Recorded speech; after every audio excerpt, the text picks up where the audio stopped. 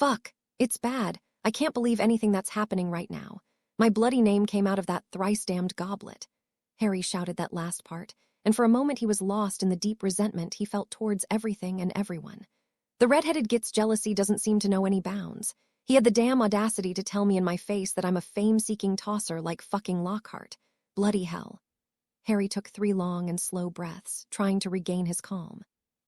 And Dumbledore, the charlatan, who does he think he is?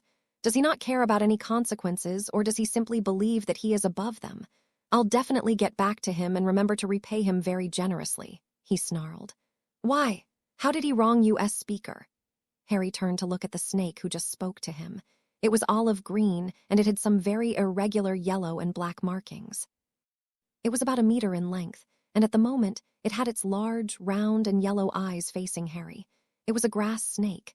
Yesterday, after my name came out of that bloody goblet, I apparently got emancipated.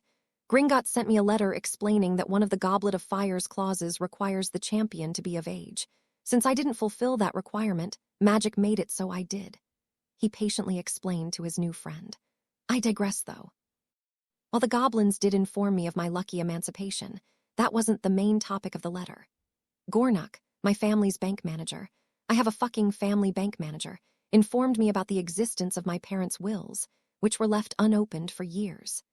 Harry moved his hands to his temples and slowly started rubbing them, trying to alleviate the headache that he knew was coming. Apparently, both of my parents' wills were never officially read or processed by the order of one Albus Dumbledore. The goblin went on and explained how, during the last war, the headmaster had the power to do a lot of things and get away with them. By that point, Harry had stood up from the tree stump he was sitting on and started packing back and forth. I could have been living with someone else, anyone besides the Dursleys, he thought bitterly. The mere thought of the Dursleys made his blood boil, and knowing that Dumbledore had most probably kept him there despite his parents' wishes only fueled his anger further. What do I do?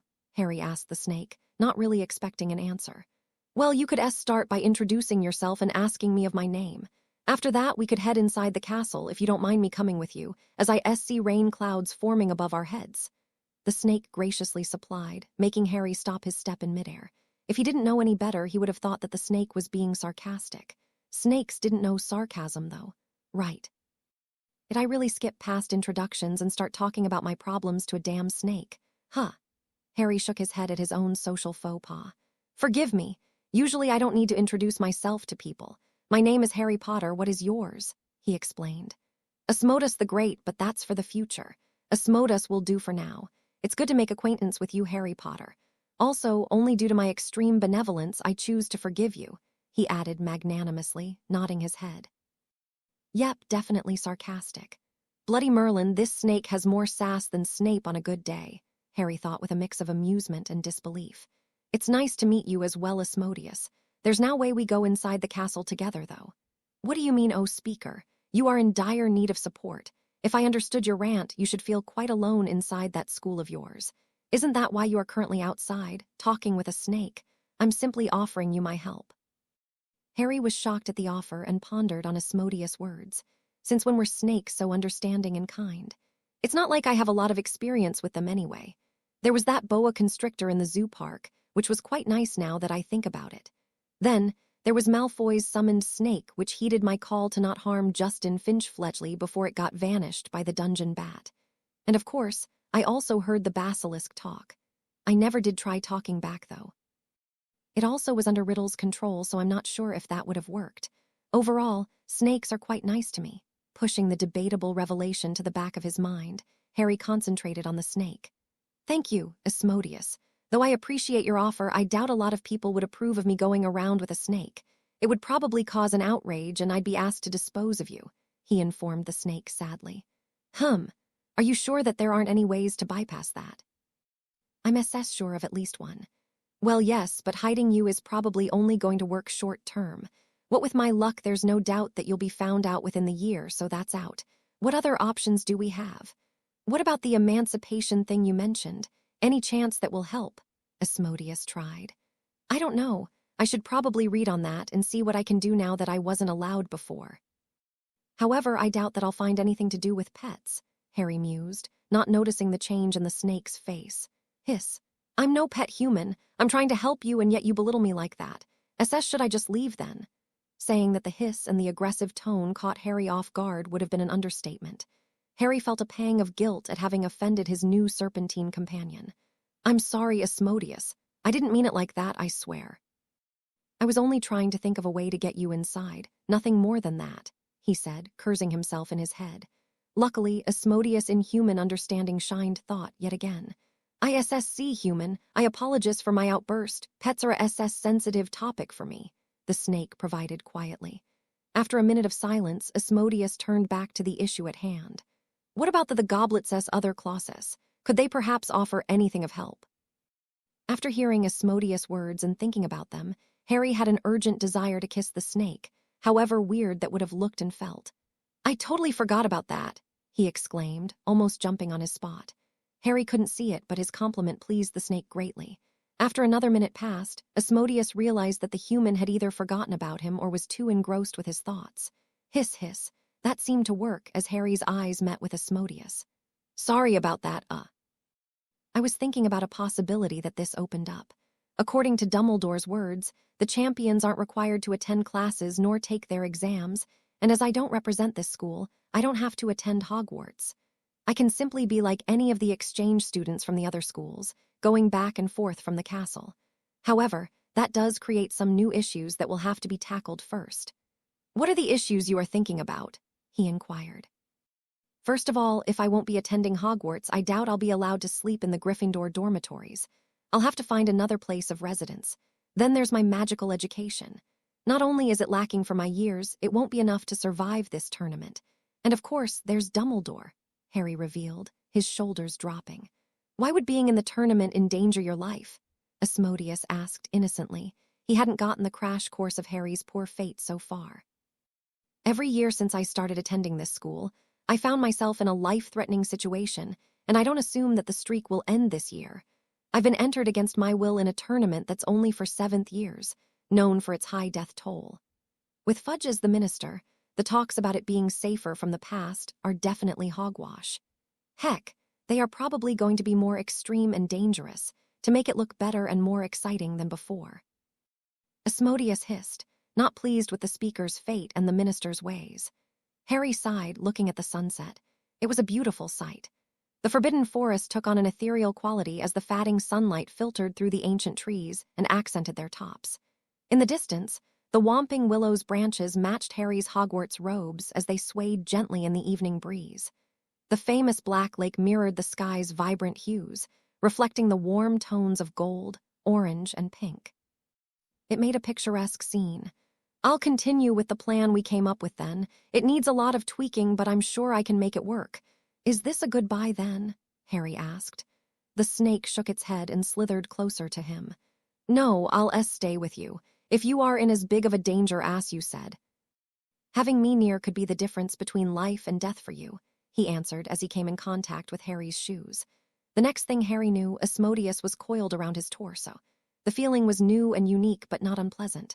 I do hope you aren't dirty, he joked.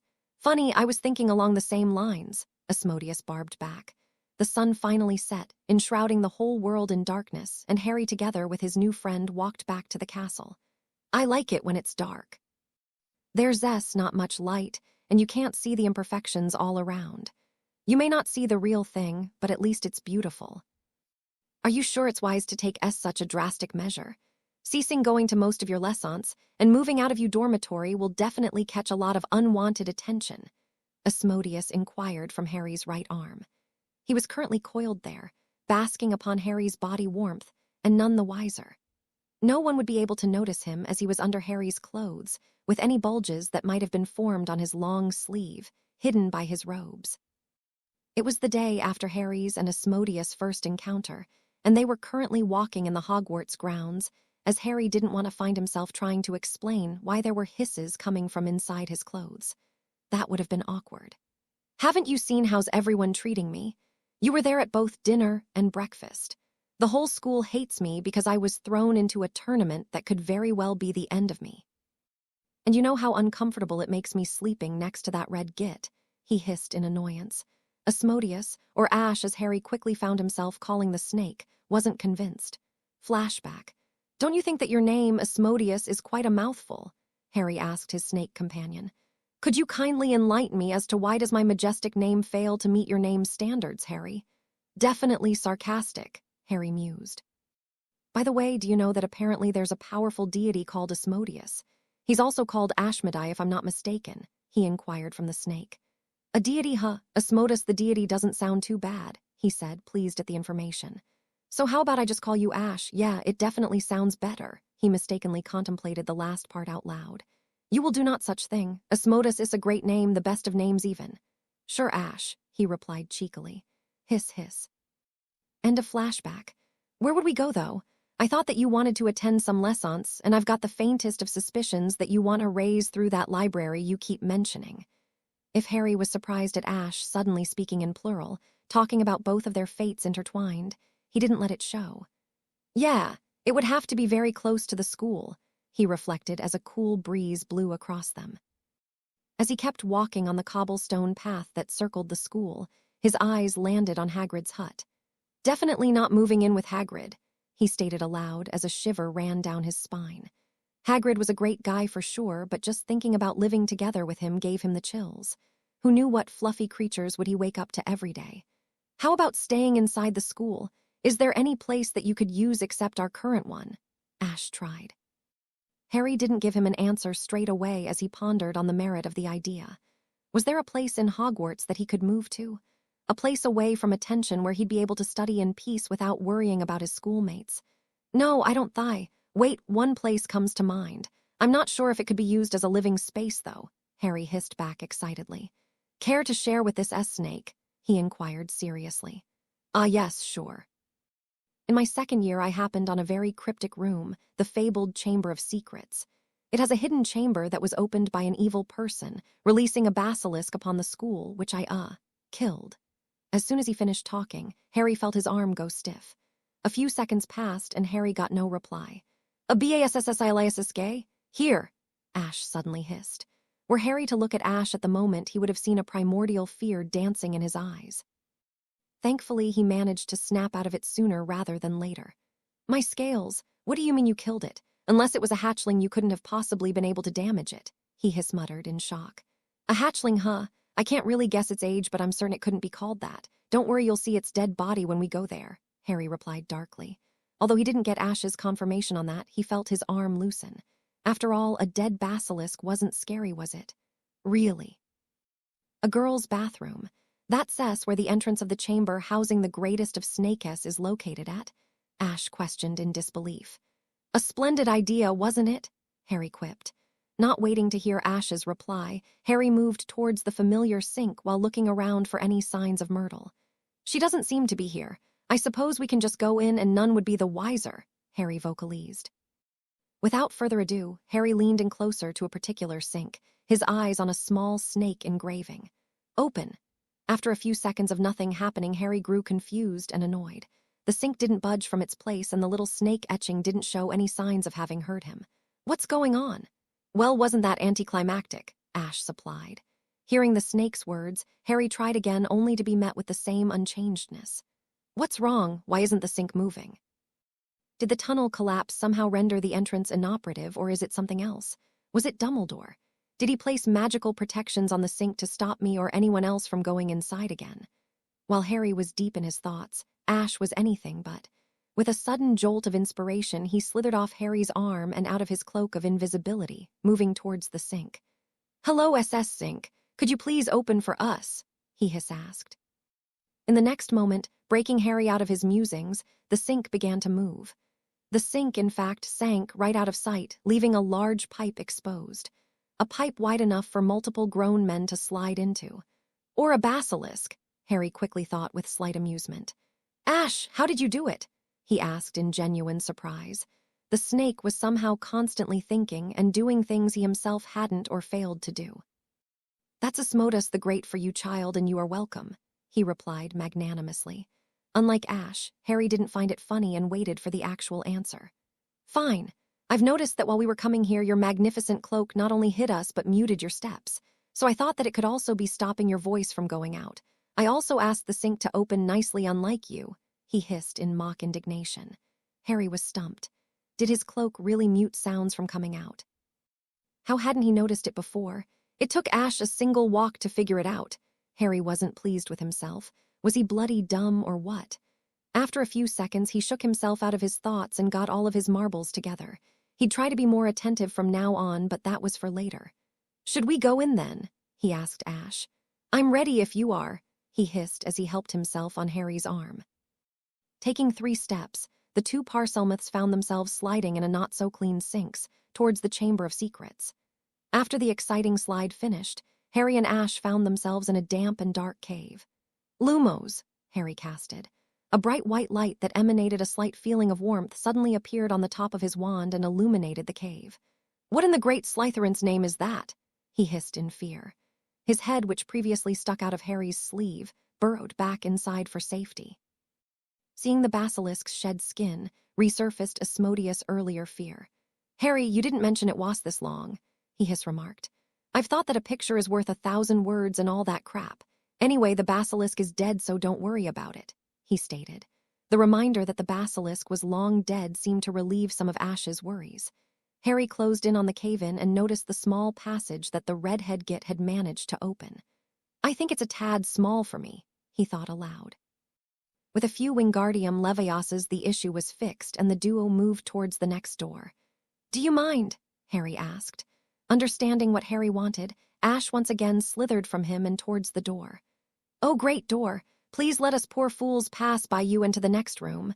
Please open," Ash hissed while doing some weird wiggling with the end of his body, while Harry was face-palming himself. The door appeared to have heard Ash's prayer, and the stone snake on it moved, unlocking the door. "Harry, wake up. I found something that will surprise you." Harry woke up to Ash slithering throughout his whole body excitedly, dare he say. Needless to say, he wasn't happy. "Good morning to you too, Ash. Now, if you will excuse me, I was having a really nice dream and I'm going to try getting back to it. Your discovery can wait a bit," Harry murmured before closing his eyes. Whatever Ash wanted could wait. In his dream, he was eating at the Great Hall together with Ash and the others when Ron barged in. All eyes were instantly on him. It seemed as if the git either got pranked real bad or did something utterly wrong, as in the place where his arms were supposed to be, there were 2 matching cleaning brooms. Harry was the first, but everyone soon followed. Laughter filled the Great Hall, and he could see some amused stares coming from the head table as well. Ron's face became so red that Harry couldn't distinguish where his hair started and his forehead ended. Needless to say, Ron bolted from the Great Hall, sobbing sounds following him. "Ah, what a nice dream. If only I can get back to it, it will be perfect. Maybe I should try recreating it," Harry thought in sadistic delight. Ash wasn't as amused. Uncaring that Harry was trying to get back to Morpheus' clutches, he bit Harry's blanket and pulled. Without his shield against the cold and damp atmosphere of the chamber, Harry had no other option than to hear Ash out. He sat up and threw an annoyed look to his snake friend. "What's wrong with you?" he hissed with indignation. "There's nothing wrong with me, you dimwit. It's you who tries to copy the laziness of the red buffoon," Ash stated. Being compared to Ron Weasley was not something Harry was relishing in. "Don't compare me with that git," Harry uttered in a staccato growl. How could someone growl in parcel tongue would forever remain a mystery. "Fine. If you didn't ignore me, though, none of this would have happened," Ash hissed back. Before Harry could reply, the snake spoke up again. "I didn't find something but someone and they want to meet you," Ash said, stopping whatever response Harry had prepared. "You found someone down here?" he asked in disbelief. "Why, yes," the snake replied smugly. "Who did you find?" Harry asked quickly, for he knew that Ash was about to go down the rabbit hole of explaining why and how great he was. "I'm not saying anything, you can see them yourself," the snake scowled. He knew that Harry spoke quickly to stop him from talking about his greatness, and he didn't appreciate it. Without saying anything else, the snake started moving, leaving Harry with no other choice but to follow him. He got out of the bed he transfigured last night, not forgetting to put on his shoes, and made some effort to not fall behind Ash. They were heading towards Slytherin's open-mouthed statue. Harry tried speaking, but a quick hiss from Ash stopped him. "Does he not know of patience?" Ash considered in his thoughts as he got inside the colossal sculpture's mouth with Harry following. And the inside was nothing like he expected it to be. The space they found themselves in was ginormous. It could easily house a bunch of basilisks, making a cold shiver run down his spine. What if the basilisk I killed wasn't the only one? Do basilisks lay eggs? What if it had kids? What if it was the kid? As Harry was about to start hyperventilating, Ash stopped slithering, making him also stop and look ahead of him. They seemed to have walked in front of a portrait that depicted an ancient and monkeyish man with a long, thin beard that fell almost to the bottom of his sweeping robes. Why did Ash bring me to see a portrait of an old guy? He mused, his thoughts not at all on the man in front of him. Has no one taught you any manners, boy? The sudden sound of a stranger's voice broke Harry from his thoughts and put him even more on guard. He turned his head to both of his sides, but there wasn't anyone there. He couldn't have hid as the voice sounded very close and there weren't any hiding spots in his near vicinity. What was going on? Up here, boy, the voice spoke again, its annoyance palpable. Harry, as instructed, looked up and saw movement from the portrait. The man in the portrait was moving. Imposs, he started to say before his brain caught up with everything. Ash brought him here to see someone instead of the person coming to see him. There was a moving portrait in front of him. There were living portraits in the magical world. I really am a dimwit, aren't I? He thought with a sigh. He shook his head and coughed, trying to shake his embarrassment away. Hello, sir. I'm sorry for ignoring and not greeting you. I was so engrossed in my thoughts that I didn't notice you were a magical portrait. Harry tried appeasing the man. You don't say, be that as it may, do you know who I am, boy? No, should I? Harry asked weakly. He had an uncanny feeling that the man wouldn't like his answer. I see what you mean, Asmodeus. He truly is ignorant, the man hissed in disappointment. The sudden change to Parseltongue had caught Harry so much off guard that he skipped a breath. It can't be, are you Salazar Slytherin? Why, yes. Perhaps there is hope for you, my boy. Would you mind explaining how you deducted that? The older man asked curiously with a small flicker of hope in his eyes. You are the only Parselmouth I know aside from Voldemort, Harry swiftly answered, choosing to forego the part about there being hope for him. That says it. That's your meek explanation. Not only are you inside my chamber right now, and you've entered the statue of my head to reach this room, but you've surely seen pictures of me in your history books. Slytherin snarled, making Harry wince. Yeah, those things too, he said meekly. He knew Voldemort, and that was another hit on my intelligence. No matter. I fear that this talk could go for hours, so I shall brush it aside this time. We do not have much time as it is, he said, suddenly serious. What are you talking about? Harry inquired. Well, how do I explain this in dunderhead terms? The magic feeding this portrait was tied to my basilisk. The said basilisk is dead, and thus my portrait will soon cease housing the imprint my real self put. Essentially, unless I go hibernating again, I'll disappear by the end of this month, he explained slowly. I see, Harry said. It was by his actions that the portrait in front of him would die. However, as portraits weren't really alive in the first place and the basilisk was trying to kill him, he didn't feel too bad about his actions' consequences. The fact that the man was said to be evil would have helped as well. However, for once in his life, Harry decided to no trust other people's tales and determine if Salazar Slytherin was a good or bad guy by himself. It's not like he'd do anything other than speak. He's a portrait, he thought, assured for his safety. And how does this concern me? Harry asked. If he understood correctly, the man in front of him wanted something from him. Haven't you noticed it already? Look at my eyes, child. And Harry did. Green. The man had the same striking green eyes as him. He got closer and closer until his nose was almost touching the paint. What the actual hell? He shouted at the man. This was absurd. It didn't make sense. Slytherin's eyes weren't just the same color as his. We have the exact same eyes. They are freaking carbon copies of each other. My translation runes didn't quite catch that last part, my heir, but I think I got the meaning quite right. What in Circe's name indeed? Harry was too confused to speak. Slytherin chose to wait for the boy to break out of his stupor. Ash had neither of their qualms, though.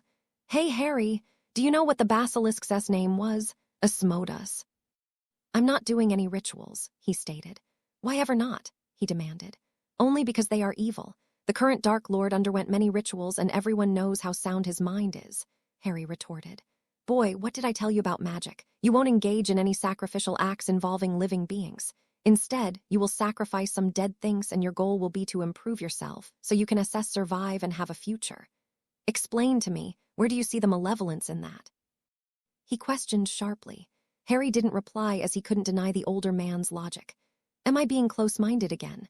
If Salazar had more time, we wouldn't have to resort to rituals, and I'm the only one to blame for my utter incompetence. Is there nothing I can do that will stop your portrait imprint from fading?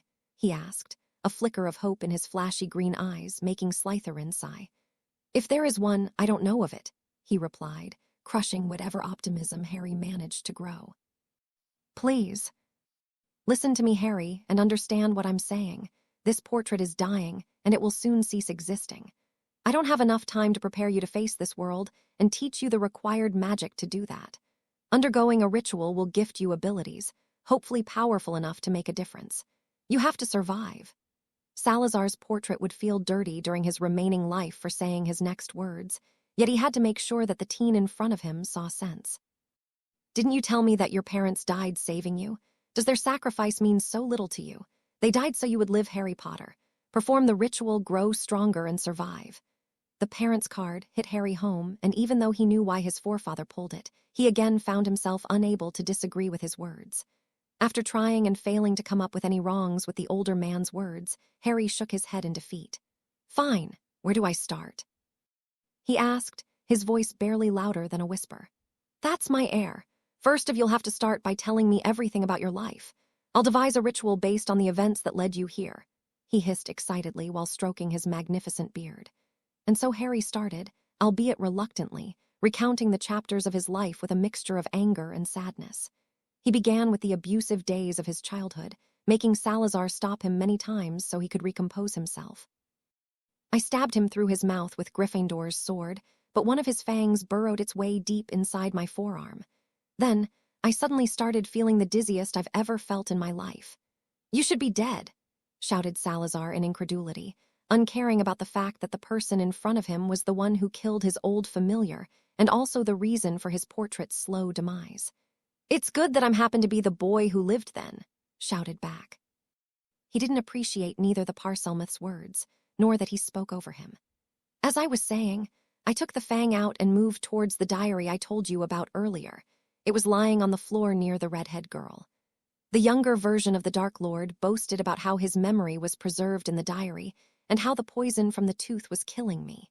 At that moment, I remembered that the ink from my pen was absorbed into the book, and an idea popped in my mind. I guessed that the diary would absorb the poison as well, and I went for it. As everything turned out all right in the end, I was probably right. Are you going to tell me how you survived a basilisk's bite?" Salazar spoke over Harry again. "Bloody hell, and I thought that I was the impatient one if you will let me continue," Harry muttered in exasperation. After getting a nod from Slytherin, he sighed and continued. "The phoenix made a reappearance and flew over to me. It leaned over my forearm and cried on the bite mark. It was incredible. The mark disappeared in seconds and all the dizziness vanished." "Implausible, a phoenix cried for you," he asked, disbelief having taken over him yet again. "An anomaly, this boy is an anomaly," he chanted in his head. "Yes, why is that so surprising, though? I've heard that phoenix tears are rare, but they also that they are sold. So they can't be that special, can they?" the dimwit asked. Salazar laughed. His laughter filled the ginormous room they were currently in, even reaching as far as the chamber. Had the other founders heard him, they'd be astonished. It wasn't often that Salazar Slytherin laughed. "Oh, this is the best," he whispered, slipping in Parseltogno. Harry had to shout to get back the man's attention. "My morning classes start soon, and unless you want to explain why you started laughing like a maniac, I'll be off," he informed the older man, annoyed at his antics. "It's good to see that you are taking my advices to heart. If you want to start skipping classes, you should at least have a solid plan on continuing your education. But I digress," he said, happy that his words weren't ignored. "I'm sure you've wondered about how your Dark Lord still lives, even though he should have died. Considering the possession of your defense against the dark arts teacher in your first year and the diary possession in your second year, I'm very confident that you are dealing with horcruxes," he stated. Before Harry could voice out his ignorance, the man continued. "In half-wit terms, a horcrux is created by a dark wizard or witch to achieve a form of immortality. To create a horcrux, the mage must first damage their soul. The most common and crude way this could be achieved is by committing a murder, a true, deliberate and conscious act of murder against another person without any regret or remorse. Then, the person would sever the damaged portion of their soul and encase it in a designated object. They would also have to act in haste, as the soul will heal itself fast. The object used to contain the soul fragment could be just about anything.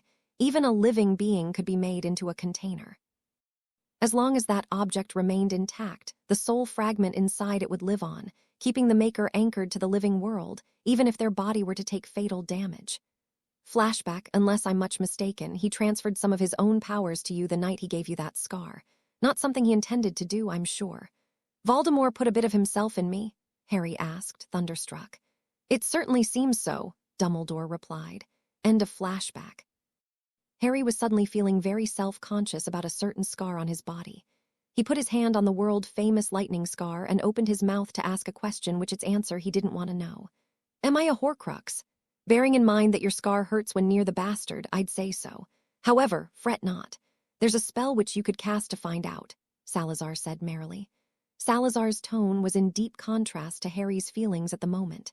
He felt despair. I house the soul of the monster that killed my parents, and I'm one of the reasons that he still lives. What's the incantation? He asked numbly. Well, you could try Homnum Revelio, though I'm not sure if it's appropriate for a horcrux, no. Anima Revelio should be your go-to since it reveals every kind of soul there is, though it may take some time to get it right. Tenebris Anima Revelio is easier to cast and will also work as it reveals only the tainted souls, Salazar offered. Wand motion. A V and an equilateral triangle, respectively. Harry didn't waste any time and got to the casting. He thought back to the only lesson about magic that he had with the Slytherin Lord as of yet. He intended to find any tainted souls in his vicinity and chanted the incantation. Tenebris Anima Revelio. He felt something swoop low over him, immersing his body in its shadow, and then he felt it. A tingling sensation from the magic itself, showing him that it had indeed found a tainted soul as asked, made Harry fall on his knees. Needless to say, the sensation was on his forehead, on his scar. I'm a horcrux, he murmured. This is it, he thought. He quickly understood what being a Dark Lord's horcrux meant. Sooner or later I'll die so the monster can be put down and Dumbledore knows. Excellent, truly excellent M.Y. air, he shouted delightedly, baffling Harry. Can I eat the portrait? Ash requested from his arm. Care to enlighten this peasant of your thoughts? Harry asked, no demanded. Sigh, pardon my brazenness, air. I didn't answer to your earlier question as to why I laughed, did I? He asked rhetorically. Let me start by saying that there is a difference between a phoenix crying for their master's injuries and crying in a container made to store their tears. Notice how I said that they shed tears for their masters.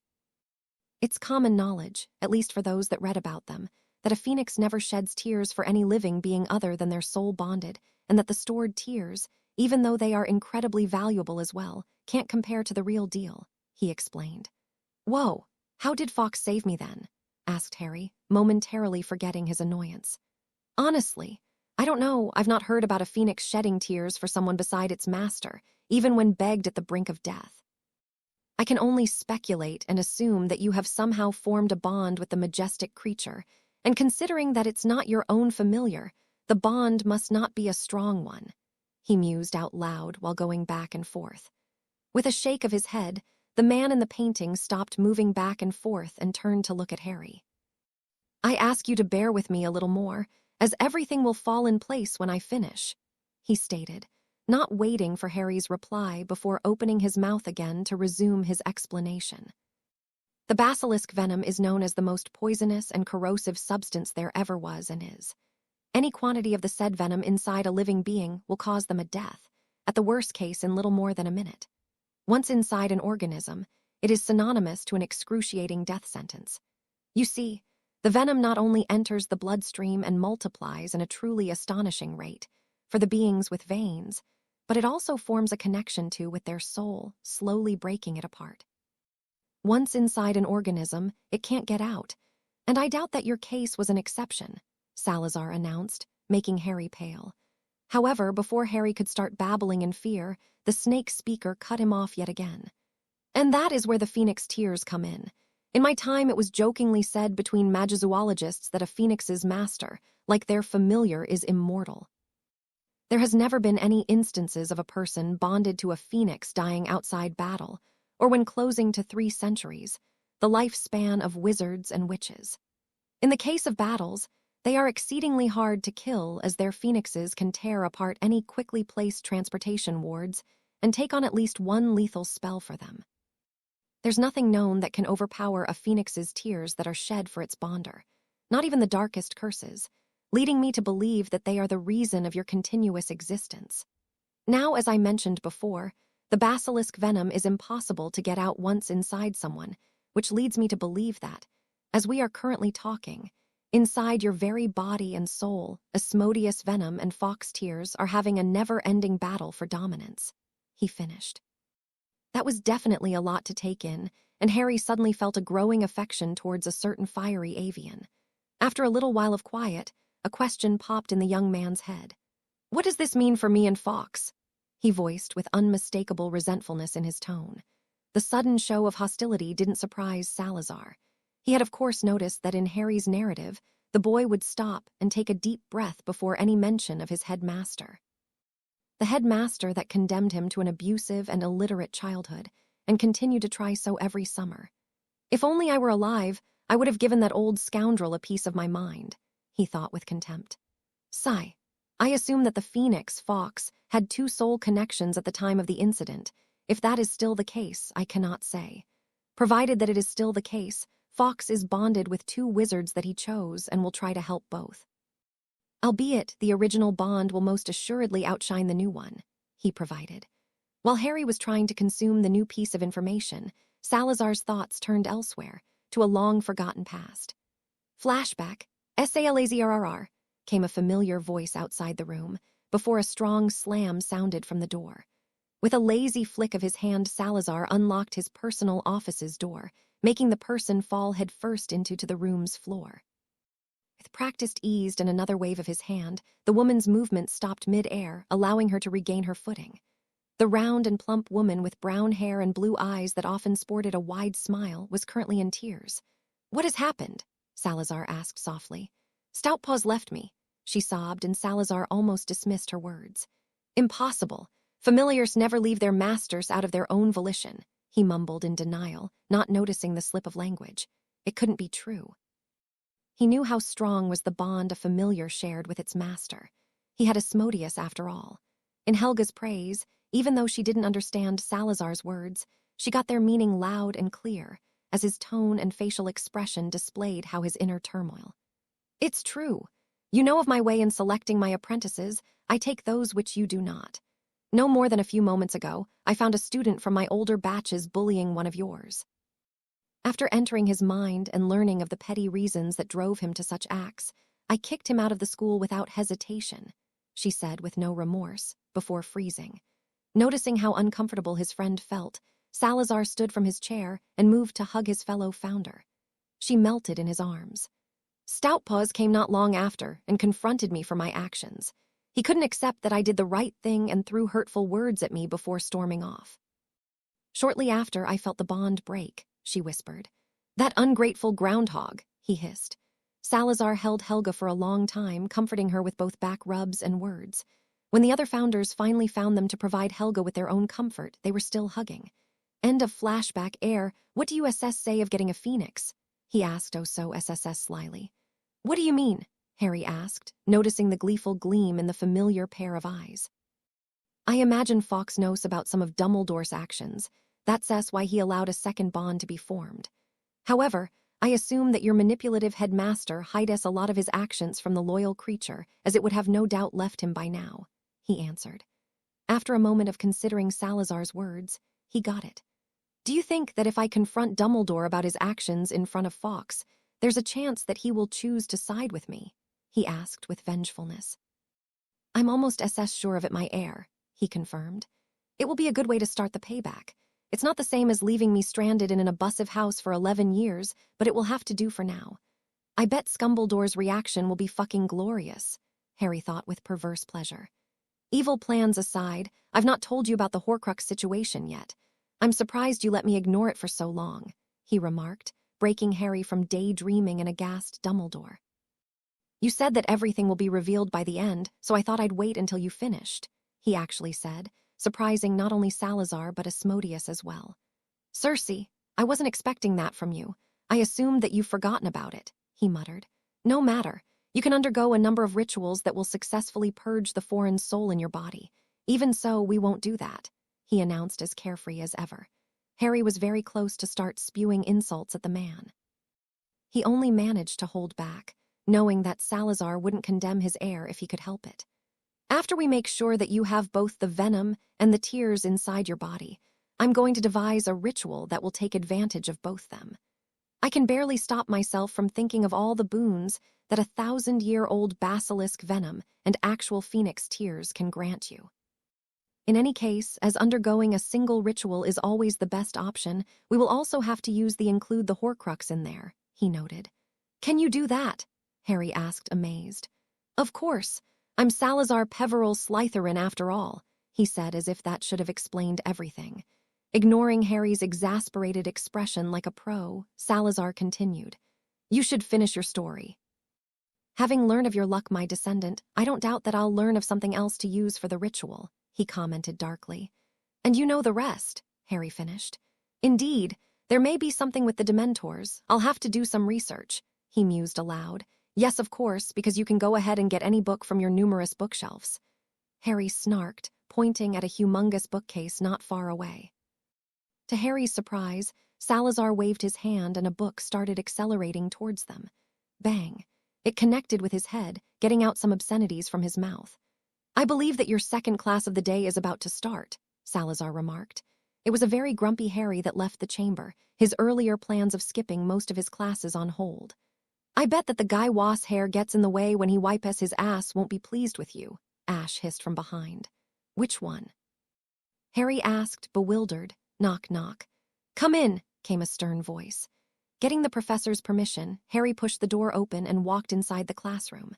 The sight that greeted him was the same as always.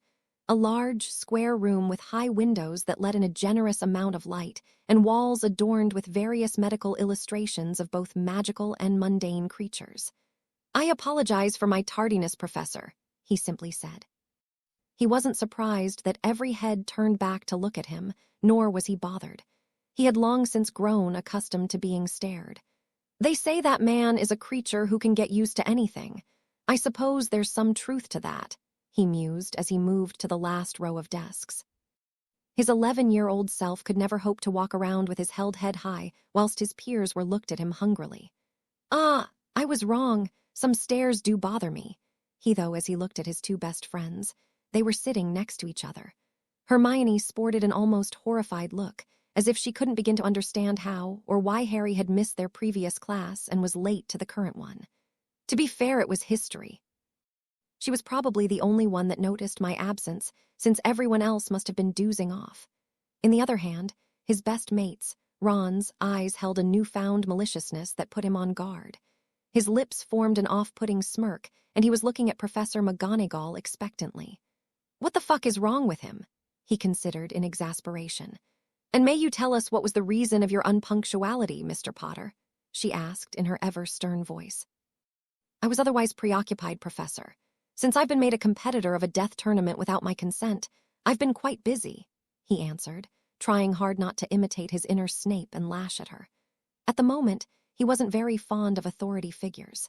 His previous responsibilities and even worries seemed dull in contrast to his current desire of staying alive for the year. My previous responsibilities and worries feel very dull right now.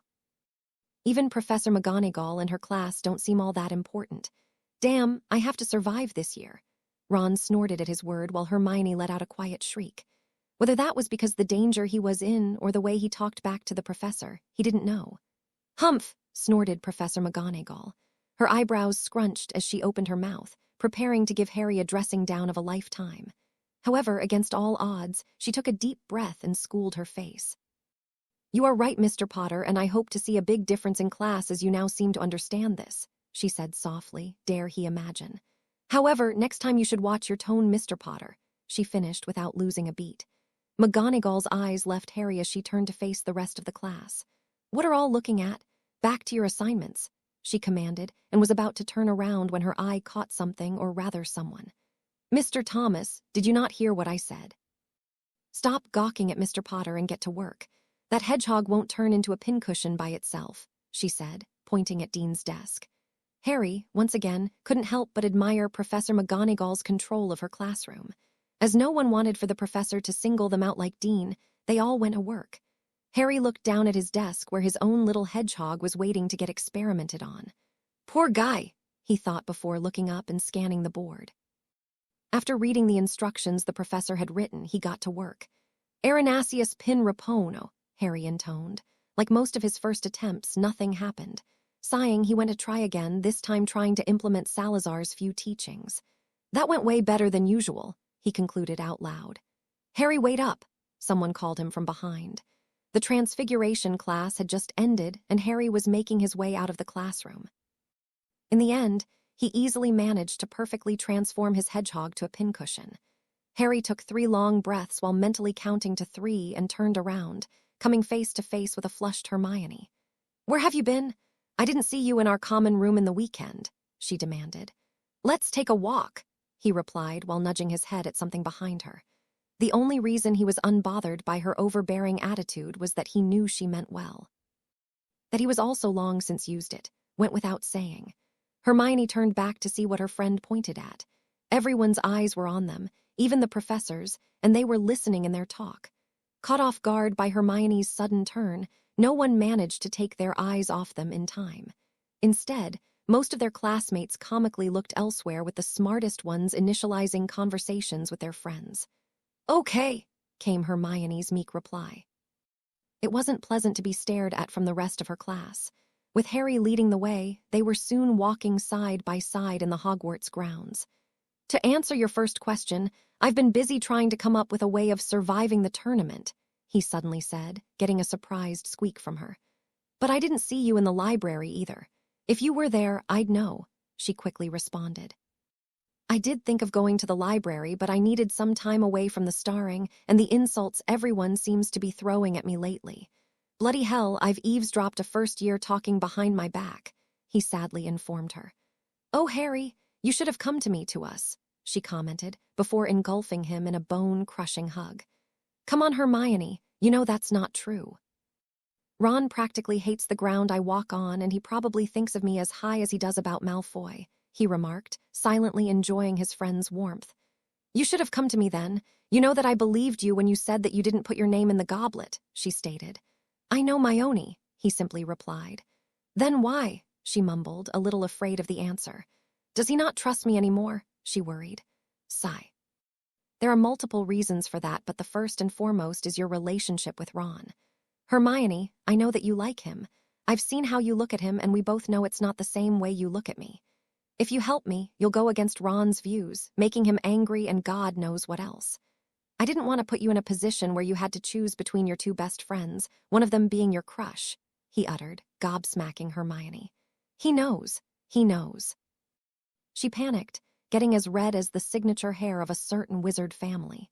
After a good while, Hermione managed to come back to her senses, albeit she still sported a slight blush. Thank you, Harry, for taking my feelings in consideration and not making me choose between my 2 best friends, she started, and Harry could feel that she really was grateful. She grabbed his hand to stop him from walking away and looked him in the eye. But that's my choice to make, and I choose to stand by you.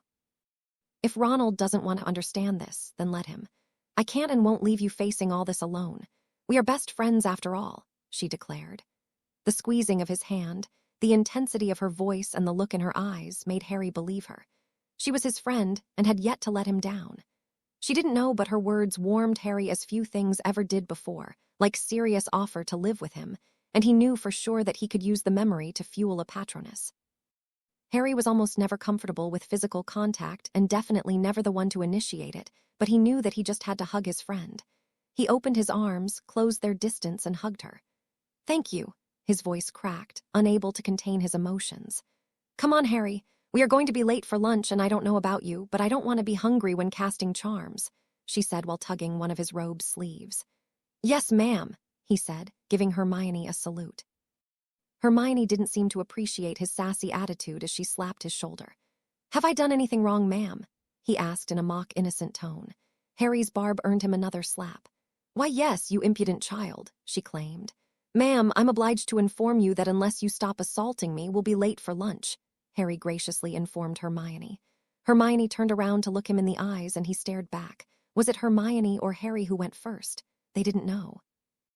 They both started laughing, 2 full-blown belly laughs.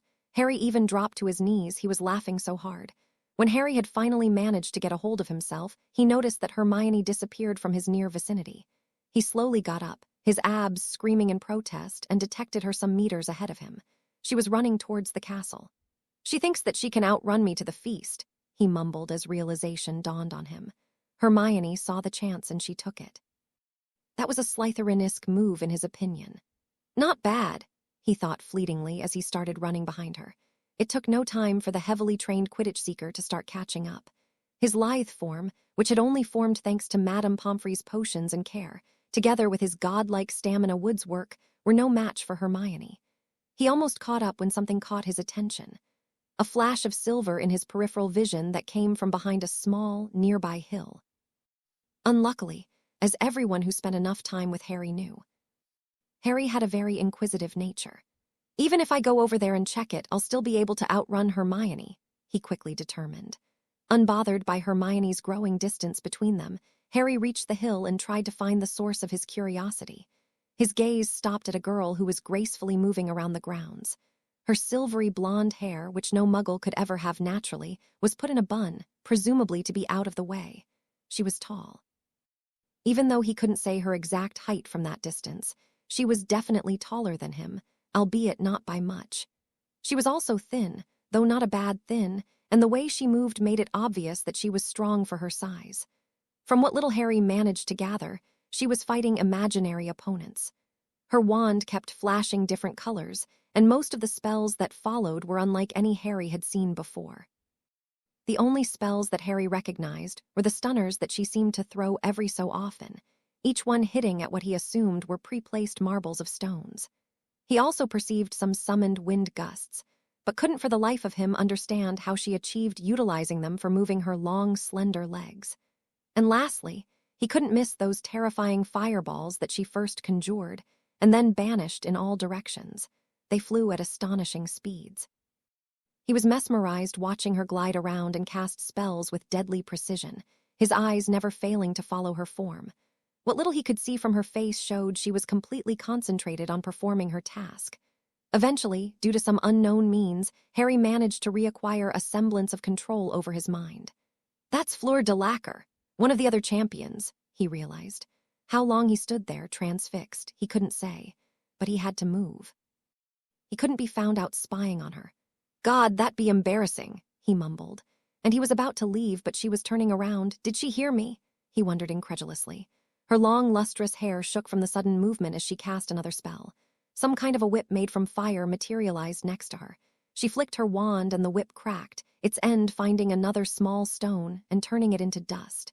"Shit," he repeated in his head as her face turned towards his direction.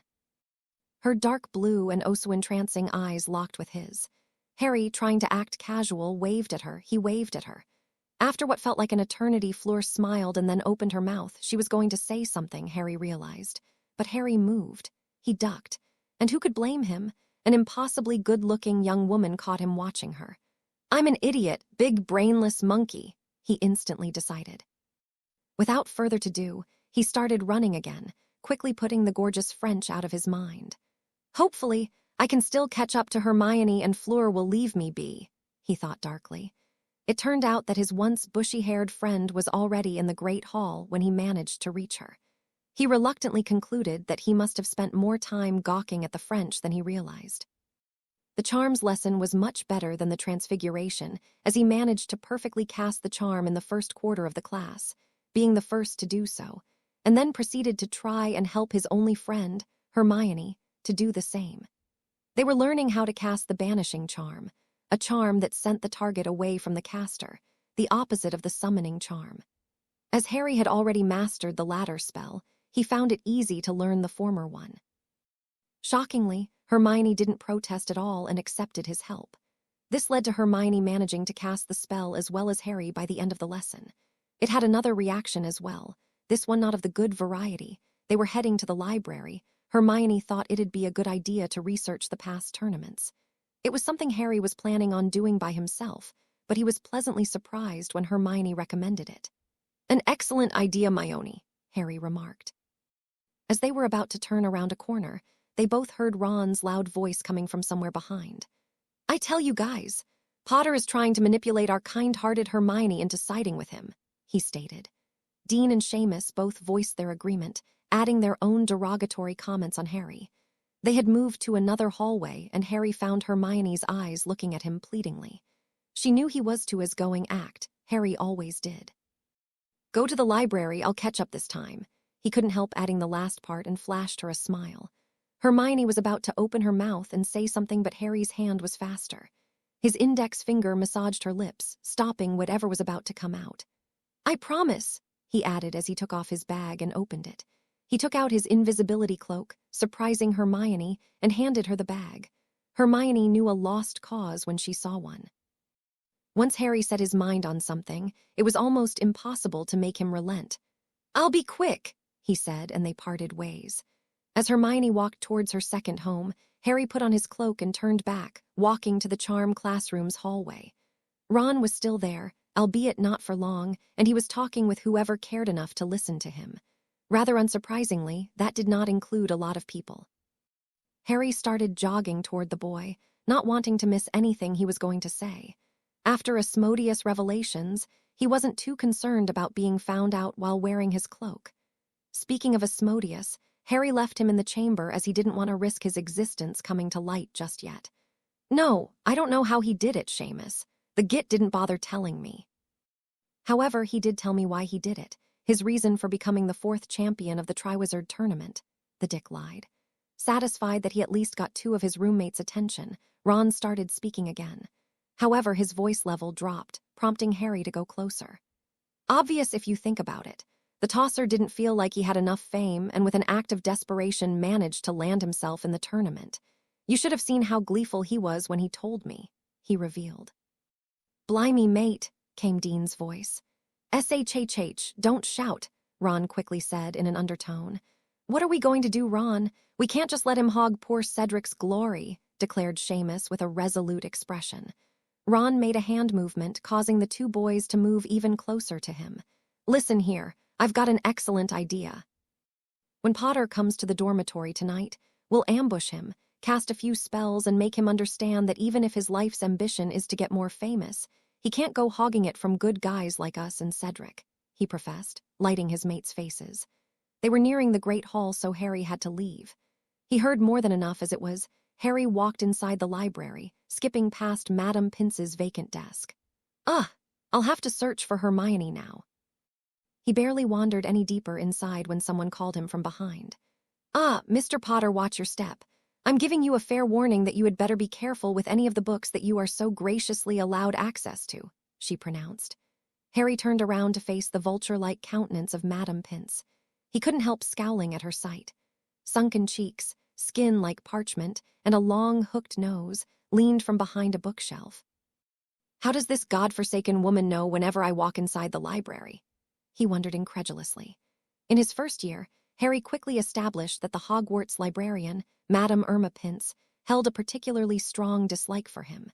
Every time he'd visit the library, whether he'd be alone or accompanied by someone else, Madame Pince would scowlingly exhort him to be careful around the books.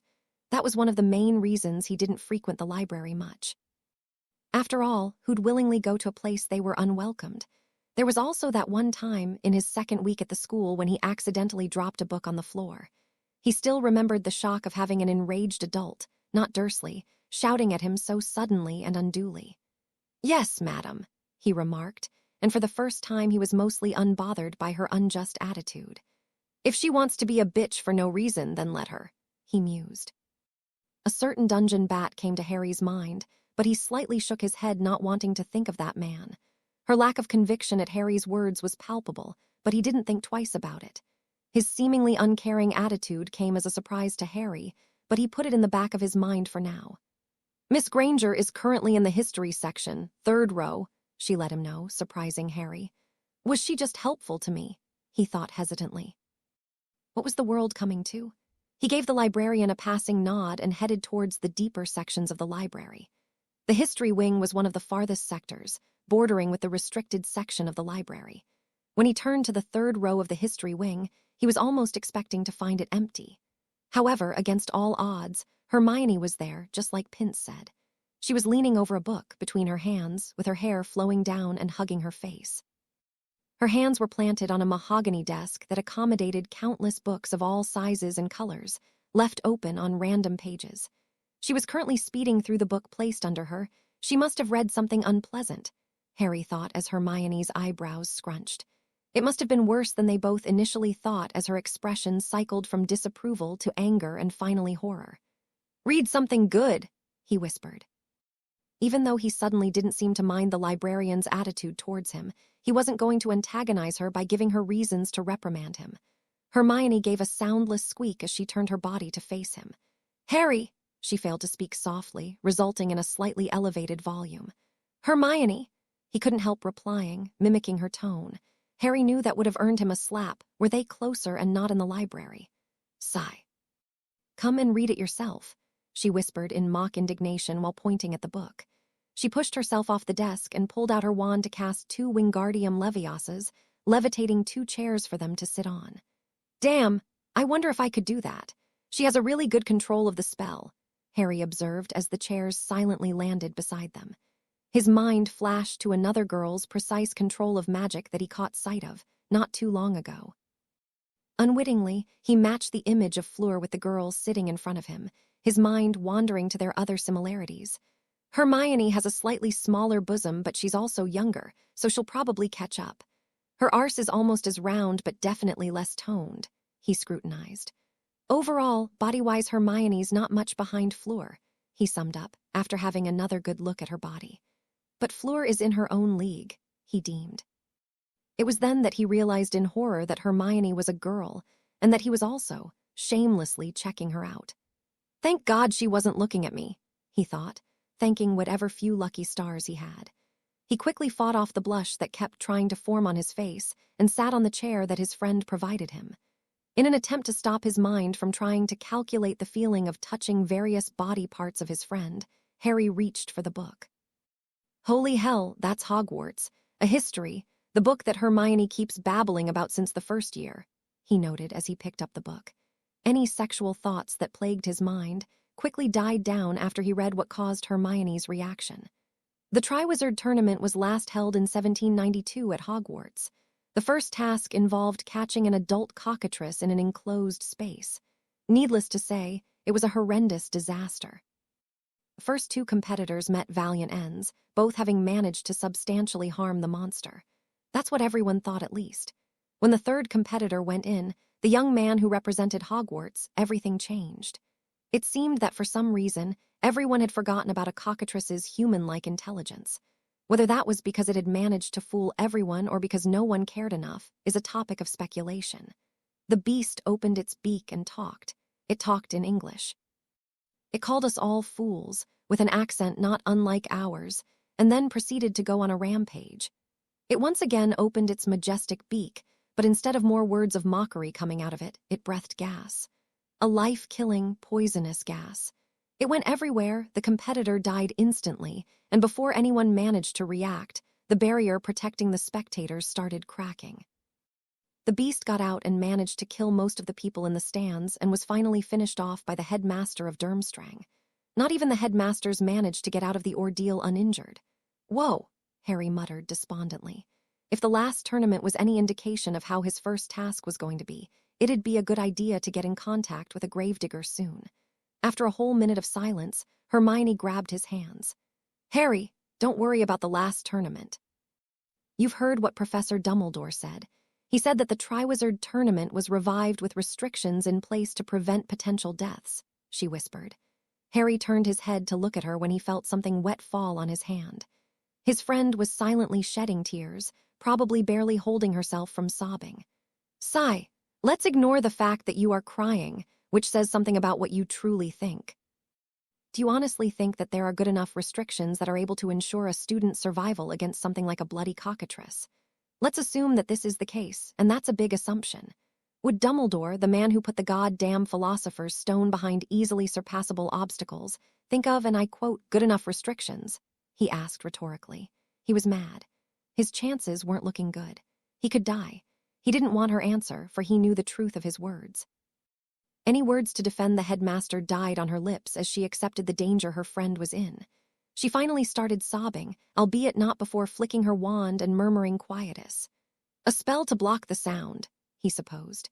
Harry didn't know why, but it was him that was hugged Hermione and tried to comfort her, instead of the other way around. Wasn't it his life that was sentenced to a most probable death in front of an action-hungry crowd? Girls, he mused. They stayed like that for a very long time. By the time Hermione finally got off him, her face sporting a slight blush, the sun had set. Sorry about that, she whispered.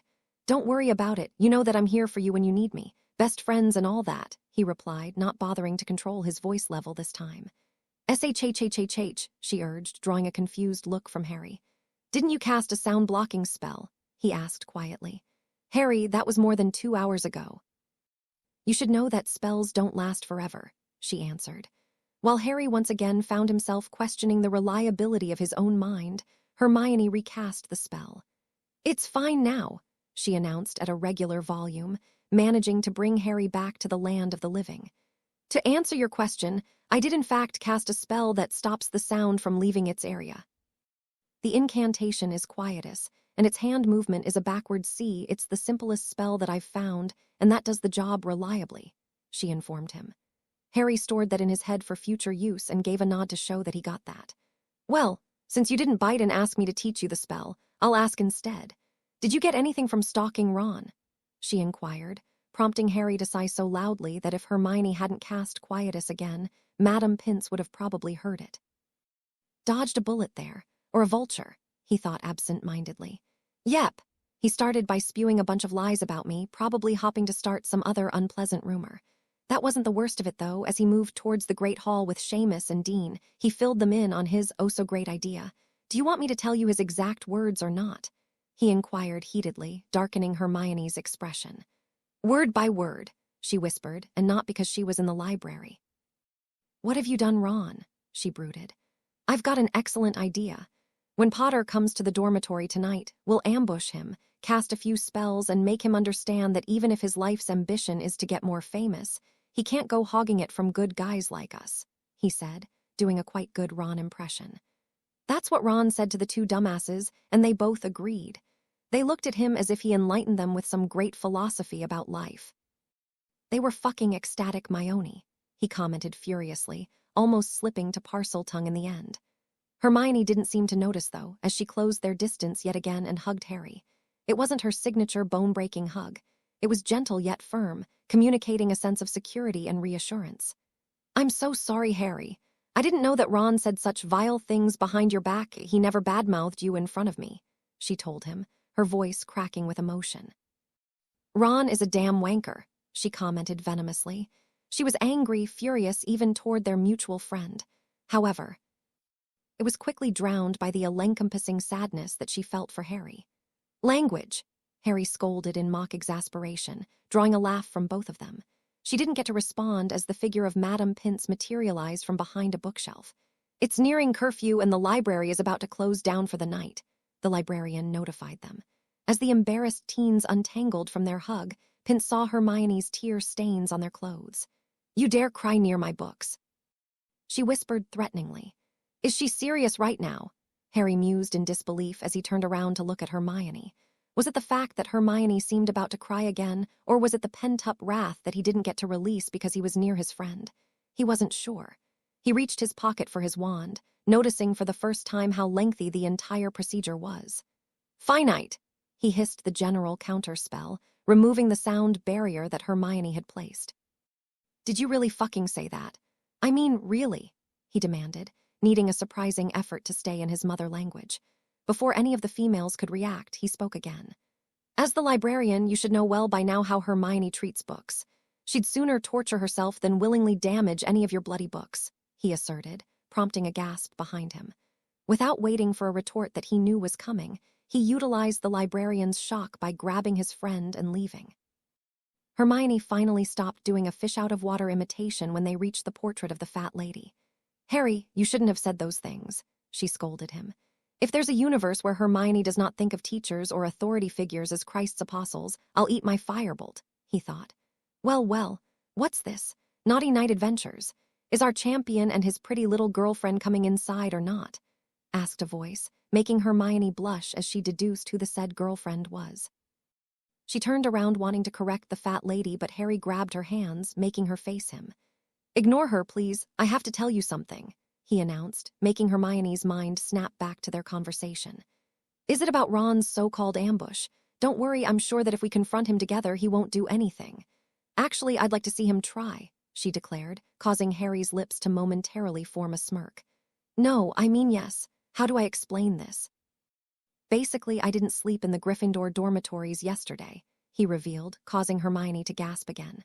"What? Why? Is it because of Ron? Of course it's because of Ron. You know what? Let's go inside so I can give him a piece of my mind," she yapped, stopping only to catch her breath before continuing. "Where did you sleep? Was it safe?" she demanded, ceasing her monologue only when she noticed Harry's expression. He was smiling. "I may have lost a best friend, but I've gained much more." "Hermione's the best," he thought. "What's wrong with you? What's with the smile?"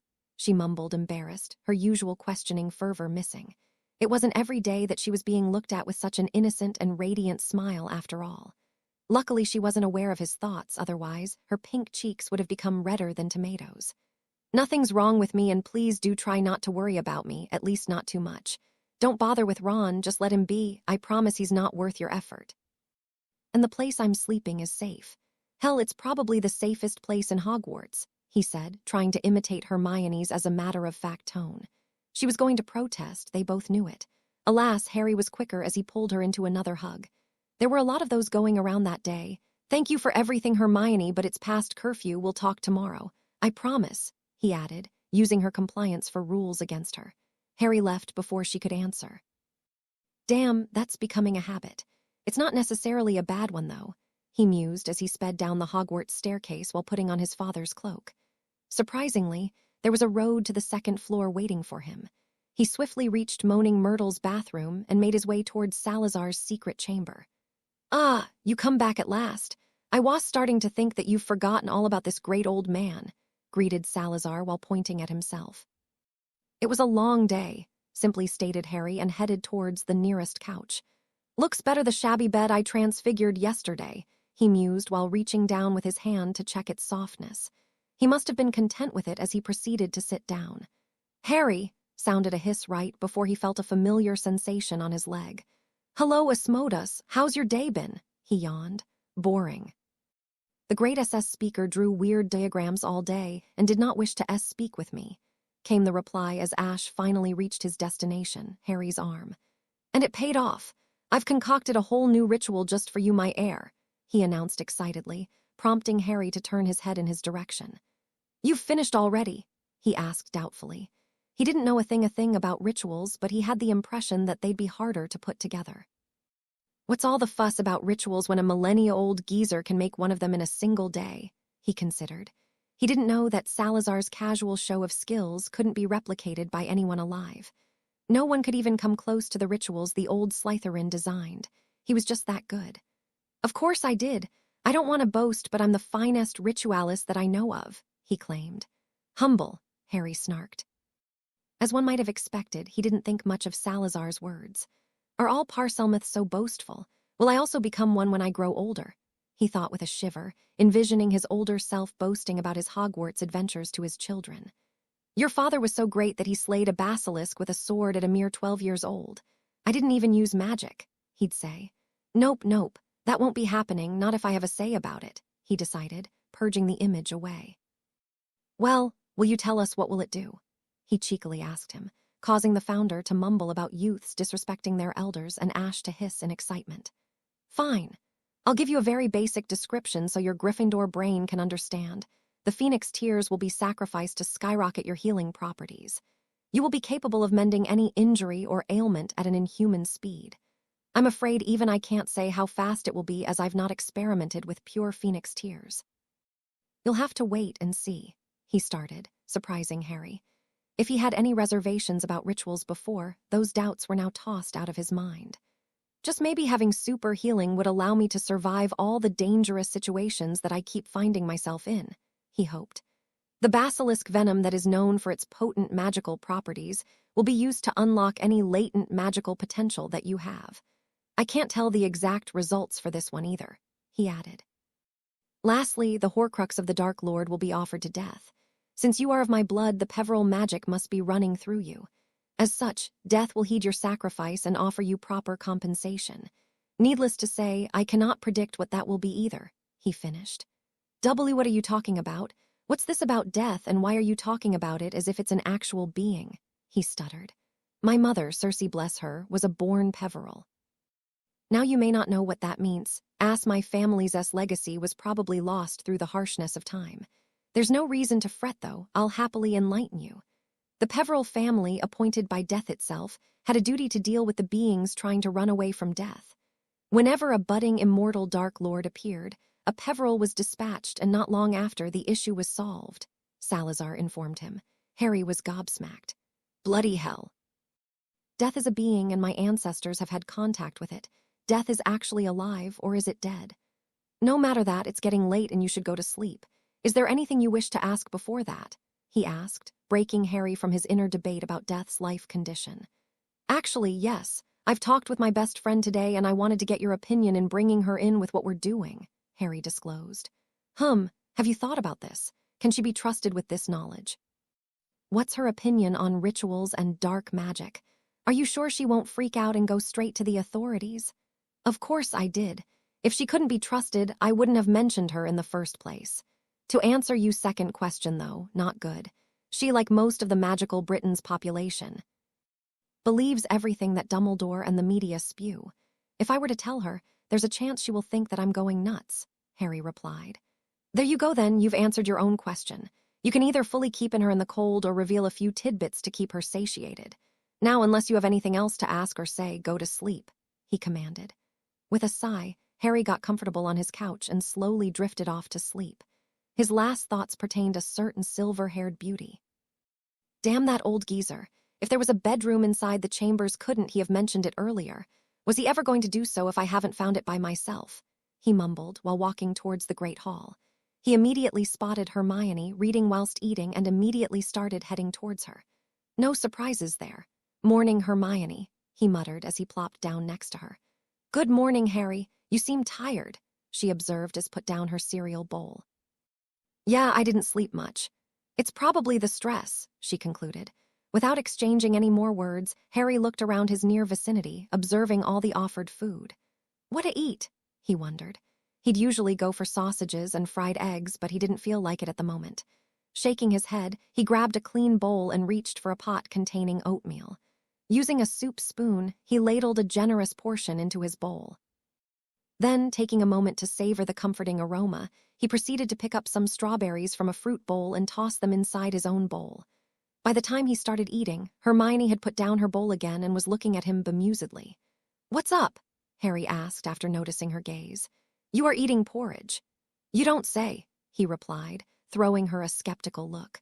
Hermione didn't say anything else, and Harry's attention fell back to his breakfast. While eating, he threw a few looks around to see if there was anything interesting going on. Ron's eating like a pig, nothing new there, but he is throwing a lot of death stares in my direction, though. It probably has to do something with Hermione sitting next to me, I bet. Speaking of us, no one is sitting anywhere near us. Curious, he mused, his eyes leaving the Gryffindor table. Absolutely no change with the Ravenclaws, he concluded after peering at the blue table. Needless to say, he wasn't looking at his schoolmates but at the Beauxbaton students. The Beauxbaton champion, to be exact. Damn, she's pretty. Sighing, he turned around to look at the Hufflepuffs. After a moment, he noticed something strange. Hey, Hermione, he said, nudging her arm and prompting her to look away from her book. What's she even reading? He wondered. Am I finally going bonkers, or does the whole Hufflepuff table seem to be glaring at me? He asked in amusement. Hermione turned her head at the aforementioned table, making many students from the younger years snap back to their food. However, a lot of older students kept unashamedly scowling at Harry, making her frown. No, they are definitely mad at you, she observed, contemplating their reason for doing so. They are probably mad at you for stealing Cedric's spotlight of becoming a tournament champion. Since Cedric got chosen as the champion of Hogwarts, Hufflepuff also got a chance to shine brighter than the other houses, she analyzed. In other words, they are mad at me for being made a champion of the infamous tournament for its high death toll without my consent. Bunch of sheep, he chuckled mirthlessly. Huh, how come Harry is so calm? I expected for him to lose his temper when I finished my explanation. Against Hermione's expectations, Harry ignored the little badgers and looked towards the last and his least favorite house. He wasn't surprised when he noticed Draco looking straight at him. He always showed an unhealthy interest towards himself for some apparent reason. Is he deluded into thinking that we are some sort of rivals? Was Draco really that stupid? He wasn't sure. It could also be a very roundabout way of him trying to show his feelings for me, he thought, a chuckle escaping him. Draco didn't seem too pleased that Harry was laughing while looking at him, and he glowered at him. Ignoring Draco, Harry returned his attention back to his bowl and quickly finished his food. I'm going to class. Coming? He asked Hermione while grabbing his school bag from the bench on his right. Sure, she replied while closing her book and grabbing her own bag. Without any delay, the two teenagers got out off the Great Hall and moved towards the defense against the dark arts classroom. When are we going to talk about your super safe and secret place? Hermione suddenly asked. Was I a fool to hope that she would forgot about that? Now how much do I tell her? Harry pondered. He looked behind them, no one was there. Ah, fuck it. The Chamber of Secrets, he said as casually as he could, trying to ease the impact. The Chamber of Secrets. They stopped walking. That's what I said, yes, he answered innocently. You are sleeping there, you can't. Isn't the dead basilisk in there? She fired. Nah, don't worry. The body of the basilisk has long since decomposed, and I levitated the bones away. I also cast a few charms here and there, and the place became pretty comfy in my opinion, he said. Luckily, Hermione had never gone inside the Chamber of Secrets and couldn't know that a few charms wouldn't change a thing in the humongous damp room. What are the odds she knows about a basilisk's decomposition rate? He contemplated. If you say so. You'll have to take me there to see sometime, though, she demanded. Yeah, sure, he replied stiffly. There was no way he'd take Hermione to the Chamber of Secrets anytime soon. The fourth year's Dada lesson that day was interesting to say the least. Professor Moody had taught them about all of the unforgivables and then proceeded to demonstrate them on a spider. He later cast them on the students. Obviously, that didn't include neither the torturing or killing curse. He only cast the imperious curse to anyone who desired to test themselves against it. Needless to say, not many had felt like tackling the worst of unforgivables. Even one performed in a controlled environment, and by a teacher, Harry, knowing his luck, concluded that it'd be wiser for his first time being under the curse not to be done by a Death Eater, was one of the two aforementioned teens. Hermione wasn't impressed with his thinking. However, the rest of the class didn't share her reluctance, and they clapped as Harry kept staring at Moody's eyes, or eye, instead of jumping around like a monkey, the thing he was commanded to do.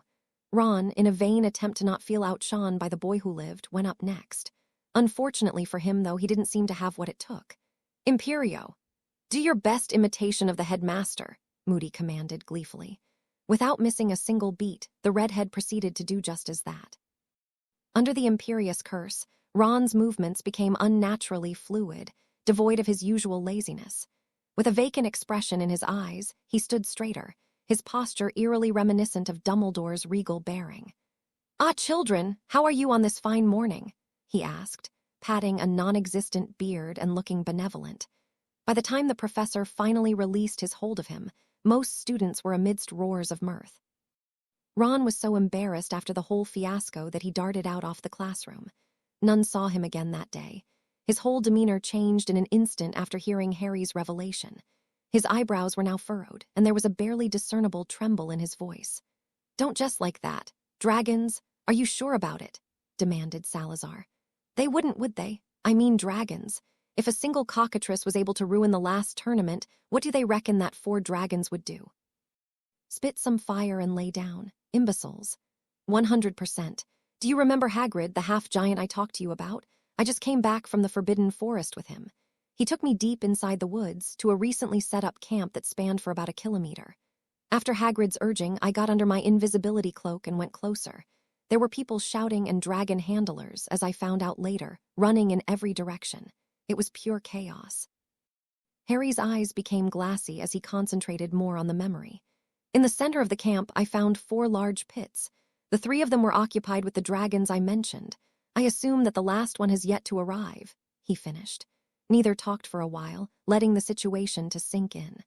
Salazar desperately tried to think of a way for Harry to escape the mortal situation while the boy himself simply waited for the verdict. It can't be all that bad, right? Perhaps. The idiots got baby dragons for the challenge, he thought with some hope.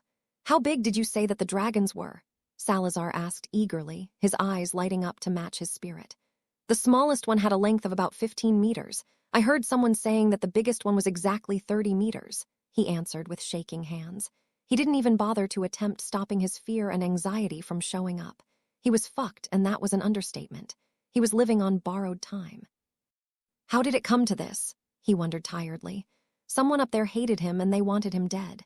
Every fucking year he was placed in mortal danger, and as if that wasn't enough, it kept bloody worsening. It was as if the world itself kept pushing and pushing his limits, eagerly trying to find his breaking point. How's this fucking fair? He asked rhetorically. It wasn't fair. The universe didn't do fair when fiddling with him. Asmodeus, that had been on Harry since the start, came out of his necktie and started rubbing Harry's cheek with his head. Sigh. Harry, allow me to speak plainly. Assuming that you can fight a dragon with your current skill and experience is nothing more than pure lunacy. If the task isn't about fighting the dragon but instead focuses on doing something else, which I hope, as well as you undergo the ritual before the time commence, you may just stand a chance of falling another day, he provided sadly. Harry took a moment to digest the older man's words. I can't do the ritual after the task then, huh? You said that doing it on Yule would have greatly boosted its effects, he mumbled.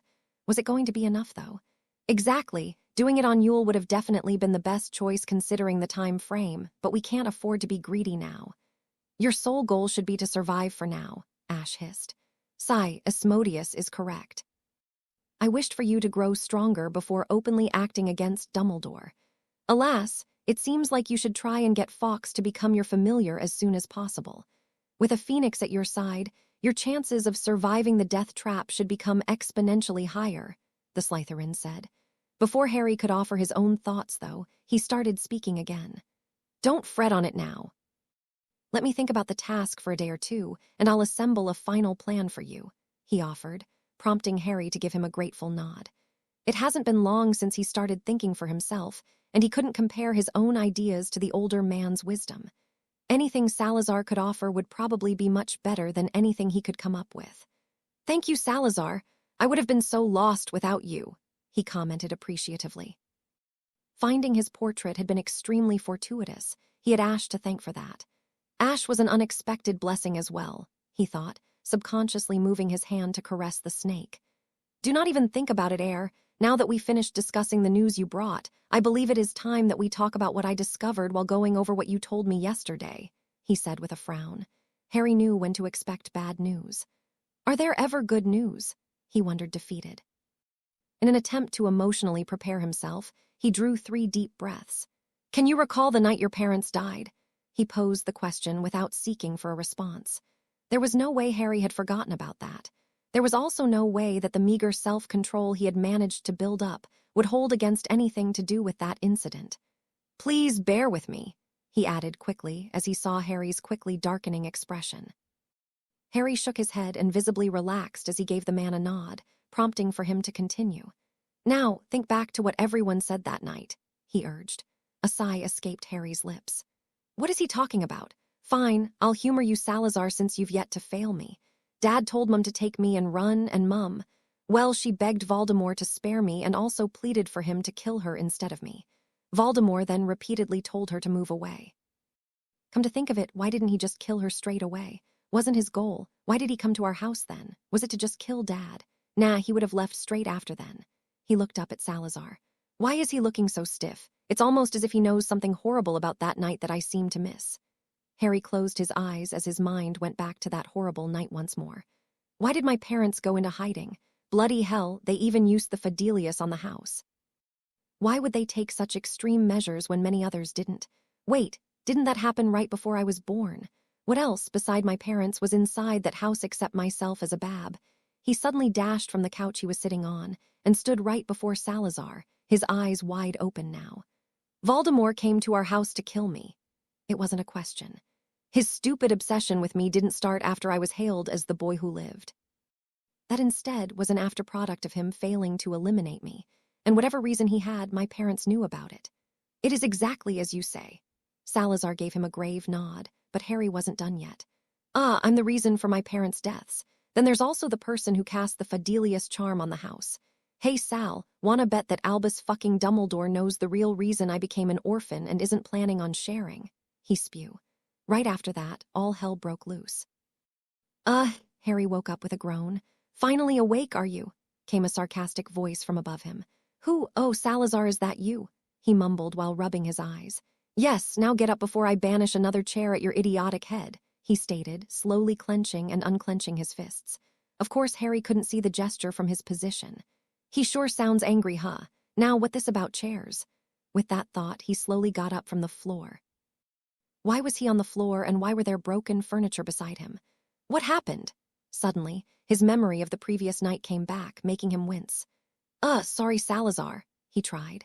He didn't waste any time taking out his wand and mumbling a few reparos towards the mess he caused in his catatonic state the night before. To be fair, Dumbledore can be really annoying, he thought, barely managing to suppress summoning last day's anger. He couldn't block out the gloom, though.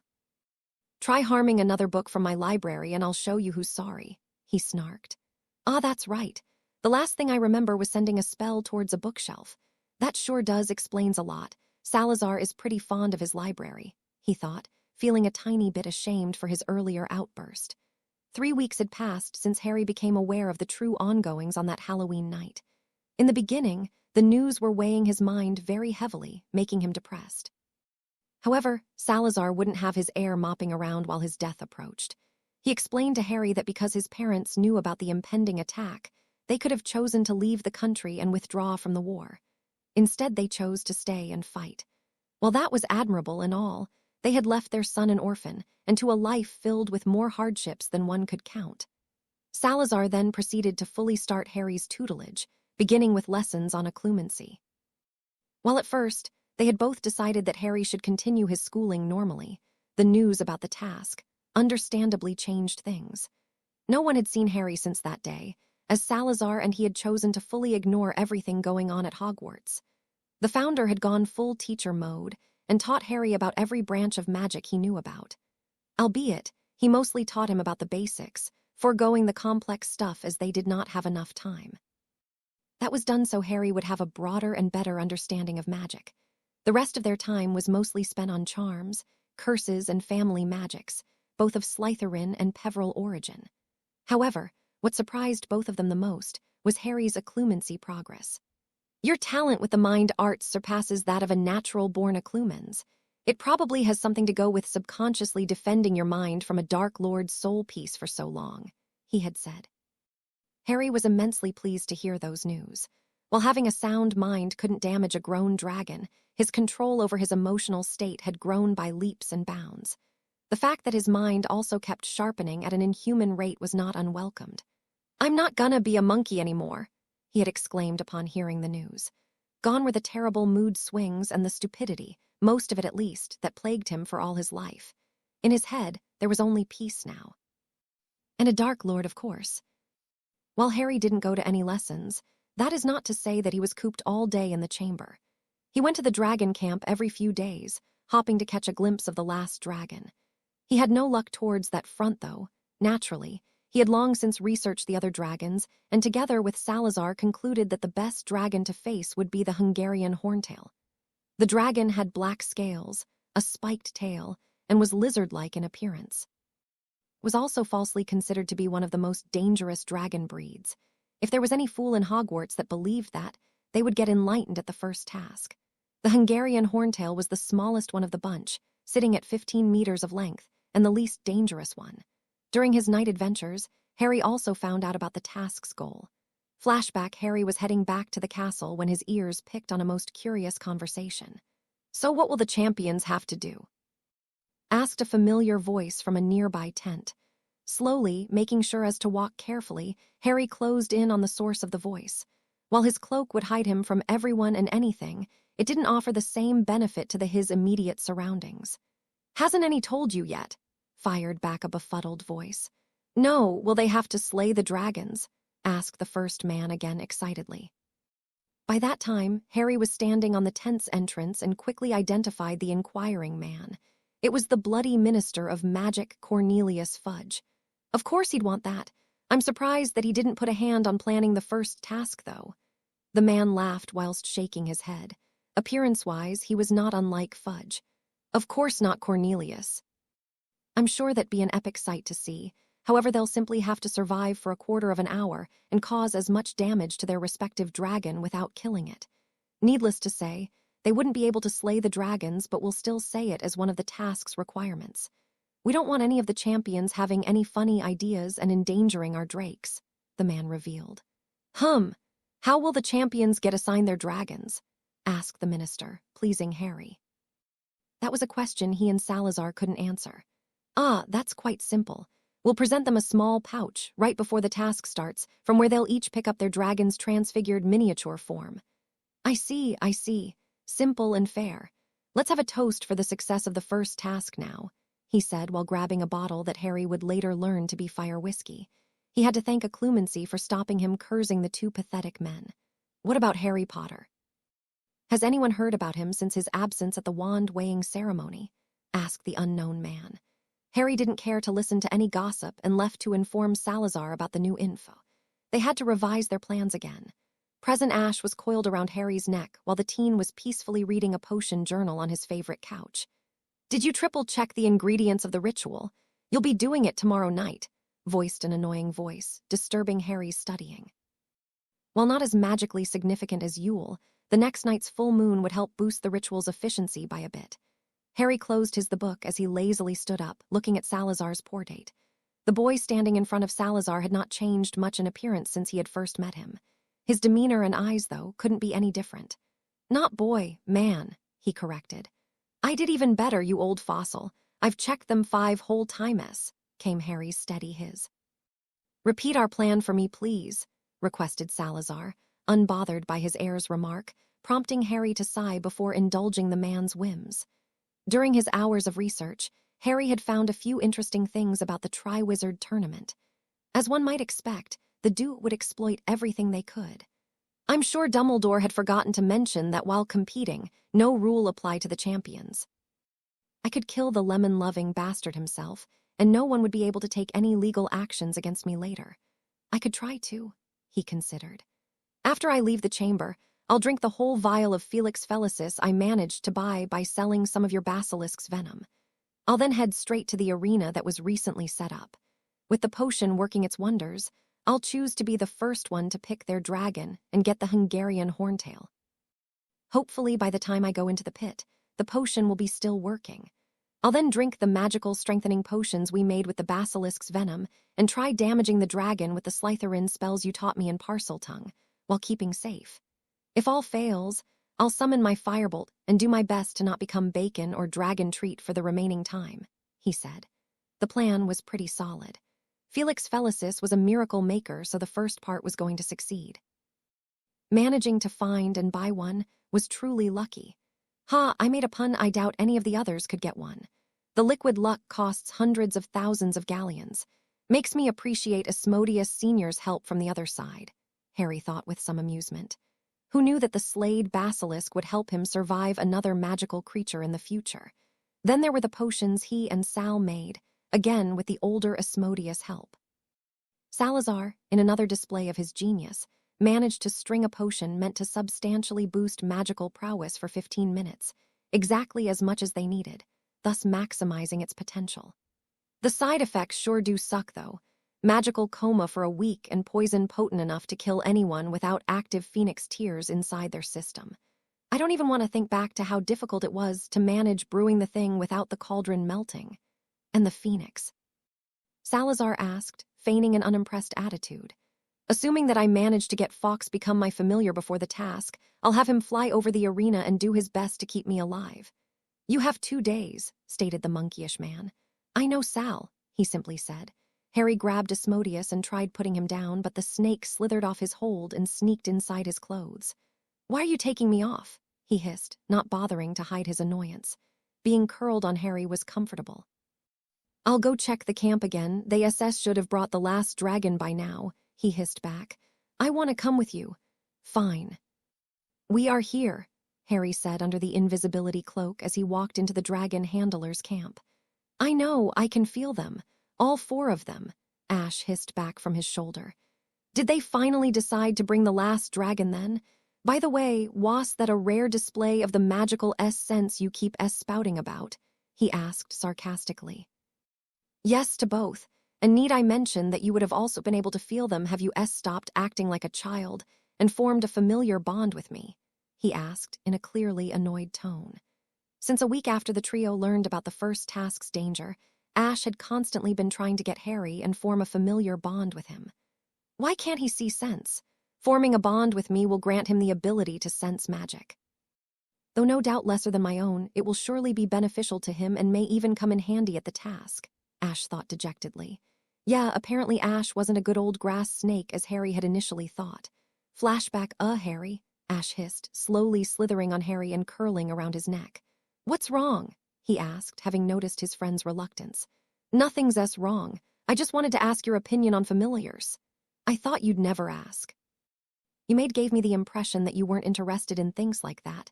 You are not feeling jealous because of the Fawkes plan, are you?" Harry asked, feeling amused. "I do not," he shouted affronted. Harry, though, believed otherwise and kept staring expectantly at his snake friend. "Fine, but only a tiny bit. And I'll have you know that the fire chicken is very suspicious. Who knows what kind of perverted good morals it may try to impart on you through your bond if it's left unsupervised." "Yeah, sure, anything else you might want to add?" "If you form a bond with me, you'll gain the ability to sense magic," Ash stated, magnanimity creeping in his tone. If he had arms, he would have no doubt opened his arms. "Huh, you mean that you can sense magic? Since when are grass snakes able to sense magic?" Harry asked, confused. "I'm no grass snake, you idiot. Well, not fully at least. My father was a magical rabdifus, while my mum was supposedly a grass snake." "The heck? What do you mean supposedly?" "She left right after laying my and my siblings' eggs. I grew up with my father and his master." "Talk about parental love," Harry hissed bitterly, choosing not to comment on the last part. He could feel Ash's bitterness as he hissed the word master. "My mother's treatment was pretty normal, actually. Mundane snakes don't usually care about their offsprings," Ash revealed, causing Harry to mutter something about snakes and bitches. "Present, however convenient it may be for me to have the ability to sense magic, it's not worth your life. You know that, unlike Fawkes, upon my death you'll also die," Harry said in full seriousness. "Yes, and that is my choice to make, not yours," Ash hissed back. "This snake has gone mental, I swear," Harry thought, annoyed. Why would Ash, a snake that he had met just 3 weeks ago, want to endanger his life for him? Harry simply couldn't wrap his head around his logic. "Stupid, stupid, stupid human. I don't want to be alone again," he almost shouted. However, he didn't say anything. He wasn't quite ready to share the rest of his story with Harry yet. Not how his whole family was killed, nor how being the only one left alive made him feel guilty and unworthy of his siblings' sacrifices, and how before meeting Harry he had no friends. "I can't go back to that," Ash thought, depressed.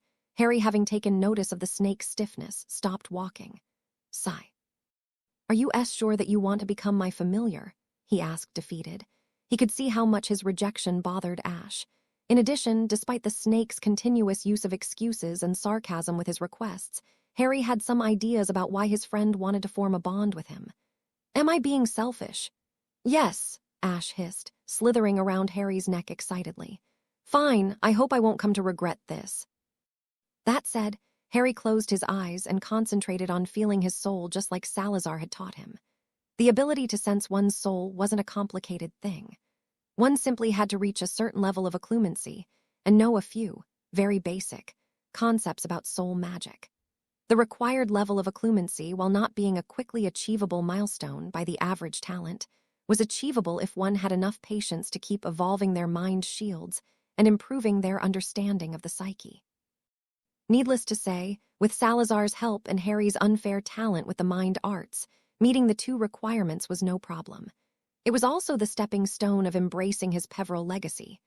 After a few moments, Harry had managed to block everything and focus on his soul. In his peripheral soul sense, he could feel a malicious and hungry presence, trying to hide. That was Voldemort's soul piece, as he had found out. When he first entered his soulscape and laid his senses on it, it tried to devour his consciousness. After a thorough beating, though, it became quite subdued, as lovely as never. Ignoring it, He shifted his attention to the second presence he felt, trying to get inside. It slithered around him, in what felt like a friendly manner, asking to be let in. Sighing, Harry did just that and promptly felt his soul sense fading as he struggled to breathe. The last thing he noticed inside his soul was the weak last presence, sending an accepting, fiery pulse. "Ash, you are sea-choking me," Harry barely managed to hiss. That seemed to have brought the snake back to its senses as it immediately relaxed its grip on Harry's neck. Thank you, Harry," Ash hissed while wiggling his tail excitedly. "Are you a dog? Stop doing that and you are welcome. Now let's focus on our task," he mused, trying to convey his thoughts with the soul bond the two now shared. It seemed to work as Ash stopped moving his tail and glared at Harry. "Doggy says the audacity of that stupid piece of, you know I can hear you, right?" Harry asked while chuckling. Asmodeus didn't seem to have grasped control of his thought stream as quickly as he had. "Laugh it up, dumbass," he hissed, prompting Harry to offer him a lopsided grin. Ignoring Ash, Harry moved to where he knew the previously empty pit was located.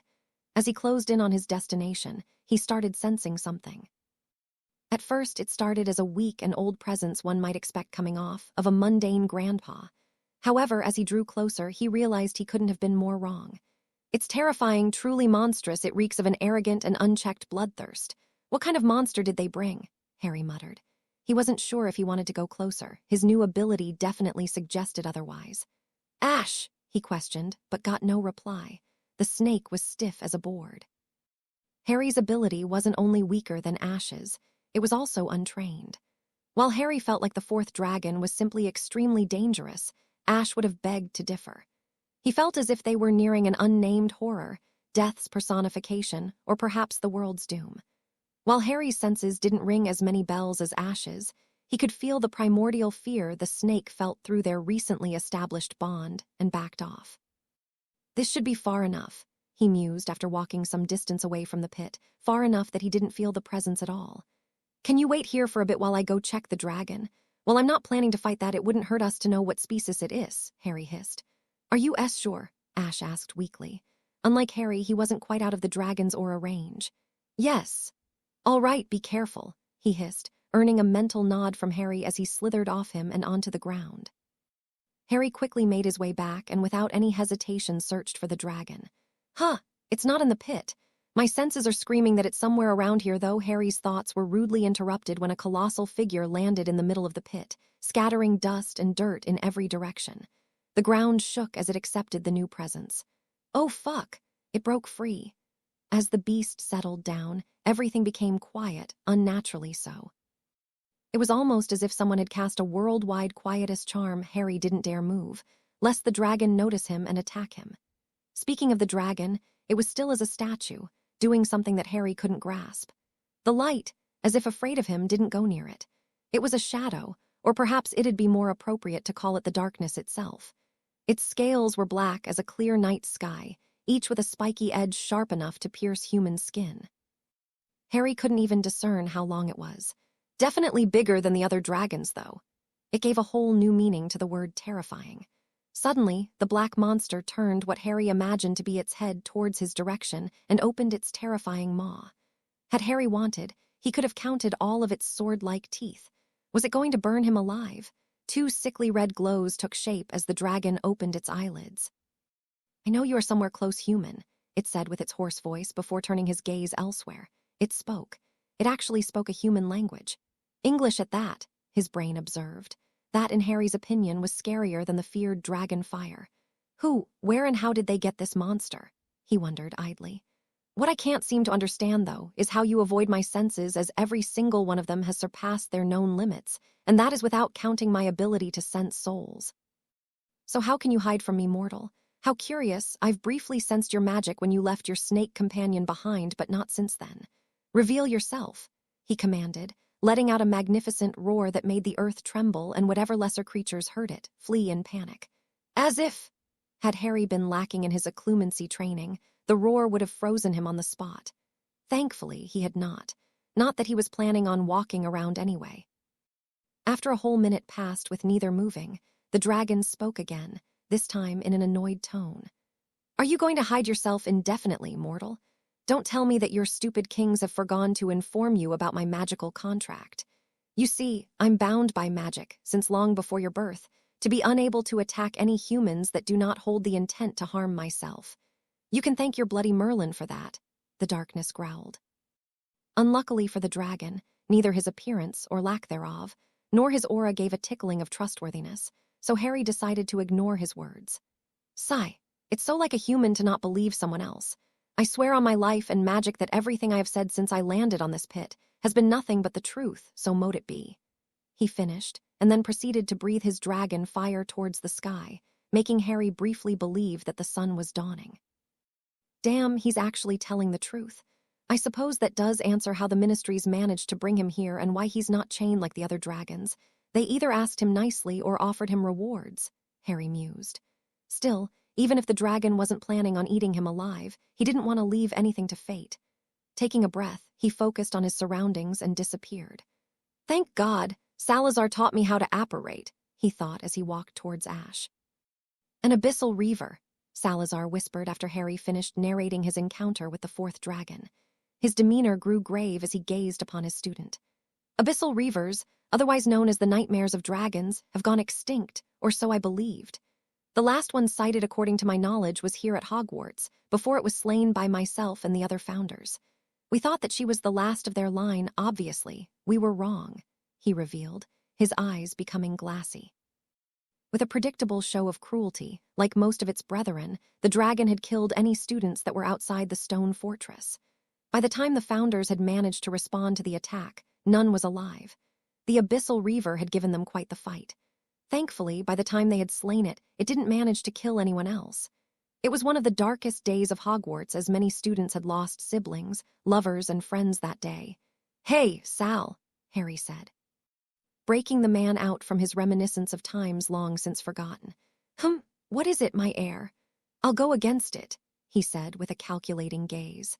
Salazar was about to open his mouth and heavily question Harry's growing intelligence, but he was cut off. You don't get it. The dragon said that he is under a magical vow and is unable not attack anyone who doesn't intend to harm him. That sounds like a better bet than fighting the Hungarian horntail, even if it's way less dangerous, revealed the aforementioned teen, allowing sarcasm to invade his tone, stunning the Slytherin. Not bad for a Gryffindor, and I suppose you'll go around the task's requirement of attacking the dragon by using a spell at the last moment possible, he asked with a growing smirk. Yep, he popped the pea in a common display, that not even time was able to stop yet. Plates and cutlery clanked all around the Great Hall as students exchanged greetings and stuffed their bellies. That was what Harry casually walked into, the following day, ignoring the stares and people pointing at him. I bet the old goat will call me to his office right after breakfast, giving me the perfect opportunity to see Fawkes, he mused, walking towards his house's table. If Dumbledore wanted to manipulate him, he would gladly return the favor. Needless to say, he plopped down next to his bushy-haired friend. She immediately became aware of his presence. After she finally stopped gawking, she opened her mouth to no doubt reprimand him about skipping classes. Unfortunately for the lovely bookworm, though, someone beat her to it. Harry Potter, the brat whose arrogance doesn't seem to have an upper limit, Snape drawled from behind the teen, prompting Harry to smirk. Oh, how he had missed the potion's master's unending barbs. Hook. Ah, Mr. Snape, it's lovely to see you, Harry said with mock happiness. Tut, tut, that'll be 20 points from Gryffindor, he announced, causing many lions to groan in dismay and Harry to flash him a bright smile. Line. It's Professor Snape to you, and I'd watch both your tone and cheek Potter, he spewed. And sinker, dumbass. And why, pray tell, should I call you a Professor Severus? Don't tell me you are under the delusion that you teach the noble art of potion-making here at Hogwarts, Harry asked innocently, bringing about some badly covered sniggers and causing the professor's face to slightly redden. Having undergone Salazar's potion lessons and then concatenating some very bizarre potions at the chambers, Harry found his lost love of the art. Who knew how many people did Severus Snape stop from ever liking potions? How many talents weren't let to bloom and instead were left to rot? Honestly, I'd expected a bigger reaction, he thought disappointedly. Sadly for Harry, he wasn't allowed to continue, as that was the exact moment someone else decided to enter their pleasant conversation. And here comes the twinkling old bastard. Harry, my boy, that's not how you should talk to a professor, Dumbledore started, giving him his signature, "I'm deeply disappointed in you" look. Not letting anyone stop him, the old manipulator waited just enough for the act to sink in before continuing. "Where have you been all this time? Everyone's been searching for you, and we've all been so anxious about your whereabouts," he finished, his eyes twinkling expectantly. No one denied Albus Dumbledore after all. If I reach for Fawkes Bond and he comes, Dumbledore would no doubt notice his arrival. I have to take him to his office, where he'd feel safe and hopefully ignore the Phoenix. "I was busy preparing for the tournament, and if you don't mind, I'd rather not talk about my whereabouts in front of everyone," Harry replied evenly, gesturing to everyone in the Great Hall. The whole school population, that was eagerly watching the exchange, sighed in disappointment as not even the infamous Hogwarts rumor mill could penetrate past the headmaster's office. Dumbledore, at Harry's gesture, turned to look around and saw the many hopeful expressions. "Very well, shall we go right now or wait until the breakfast ends?" he asked. "He is letting me choose," Harry wondered as he looked down at his plate. He had lost his appetite. "Let's go now." With that, Harry stood up and headed towards the Great Hall's exit, the headmaster following closely behind him. They didn't talk as they moved towards the 7th floor, Harry because he was trying to push both his nervousness and excitement down, and Dumbledore on account of trying to think how to better manipulate the situation for his gain. By the time the duo reached the gargoyle statue, Dumbledore was taking the lead. "Lemonhead," he said joyfully, prompting the gargoyle to move and reveal a previously concealed staircase. The meddling old fool didn't waste any time as he stepped into the opening. After Harry followed the man's example, the staircase started moving up. "I must confess, Harry, your disappearing act was most displeasing," Dumbledore started. "I suppose that the sooner I start this act, the better." "I'm glad," he fired, flabbergasting the older man. "Harry, Dumbledore," he asked back as they made their way into the office. "Now, young man, what's with this blatant disrespect that you seem keen on showing?" he demanded, his eyes no longer twinkling. Harry took a deep breath, knowing that he couldn't let his emotions fail him. He threw a look at where he knew Fawkes' perch was located. "Good, everything's going according to plan, and Dumbledore is none the wiser. So you've once told me that it is our choices that show what we truly are, not our abilities. Let us talk about your choices concerning me, then," Harry countered. "Your first mistake was the order you formed and let my parents become part of, ignoring that they had just finished Hogwarts at the time. Your second wrong against me and my family was the protection you gave us against Voldemort. You knew that we were targeted by him and simply put a Fidelius charm at our home. If only you had offered them a sanctuary at Hogwarts, I wouldn't be an orphan now. I doubt they would have denied it, not when they had a newborn child to protect from a Dark Lord. And don't get me started on the secret keeper issue. I've not talked to Sirius about it yet, but when I do, I hope he'll tell me that you weren't present when the keeper was chosen." While Harry was calmly numbering Dumbledore's slights concerning him, the man himself displayed his grandfatherly smile but was inwardly screaming. "How does he know so much? Does he also know about the prophecy? How do you know about the prophecy?" he let slip. "What? There's a fucking prophecy about me." He wondered incredulously. He really wanted to forgo the plan and scream at the man. Deep breath. Angry people are not always wise, Salazar had taught him. By the time he opened his eyes, he had managed to numb down most of his anger. While that was definitely not a pleasant development, something else was. "He's slipping. That took way less time than I thought it'd take." Unbeknownst to Harry, his disappearing act had caused myriads of problems to the aged headmaster. Not only had he discarded some of his meticulously formed plans, but he was also under constant pressure by both the British and foreign ministries to answer about Harry's whereabouts. And that was on top of his headmaster, supreme mugwump, and chief warlock responsibilities. The sudden drop of comfort given by Fawkes throughout his days that he enjoyed for many years didn't help his mental health. Thankfully, it had gone unnoticed. Dumbledore almost instantly realized his mistake as he saw Harry's face momentarily form a smirk. "I'm not finished yet, headmaster. After my parents' tragic death, as I'm sure you'd agree, you sent me to the Dursleys. That, along with your blatant disregard of my parents' wills, was your worst act against me," he said, making no effort to hide his disdain for the man. "You are overreacting, my boy. Your family loves you deeply, you are just being difficult." "I'm sure that if you put enough effort the next summer, you'll also see that," he answered while trying to get control of his deteriorated mental state. He shouldn't have skipped sleep last night. He didn't even bother to deny Harry's claim of theft. The goblins were known to be meticulous in writing down any transactions that happened. Blasted goblins! Why did Gornock have to send Harry that letter now? The wizened headmaster thought in bewilderment. I think he's truly senile. I'm not sure if I prefer him believing that or trying to underplay the deep love that they have for me. At least the bastard realizes he can't conceal his theft. I'm, in fact, downplaying the situation, if anything. They abused me, Dumbledore, for years, and you've done nothing about it. I've done some light reading on obscurials, and I must say, I'm not surprised that you were involved in the obscurial attack on New York City, since I'm amazed that I myself didn't share the same fate as Credence Barebone. Now, my boy, obscurials aren't as easy to form as you make them sound. I've also done some checks on you through the years, and I've not noticed anything you mentioned. I hope that was a lie, Dumbledore, he said as he took off his robe. Harry didn't want to proceed with that plan, but the insane stubbornness of the old man had proved too much. How can he think that he knows better about my living conditions than me? Harry, ignoring Dumbledore's demands to tell him what was going on, took off his shirt as well. It's colder than I expected, he thought absent-mindedly, suppressing a shiver. Suddenly, the feeling disappeared as it was replaced by a familiar warmth. Thanks, Fawkes, he thought through his blooming bond with the fiery avian behind him. Sighing, he focused back on the man. Tell me how I got all these scars then, Dumbledore, he demanded. To say that Harry's upper body was filled with scars would not be an overstatement. This one, headmaster, was Vernon's present for my 6th birthday.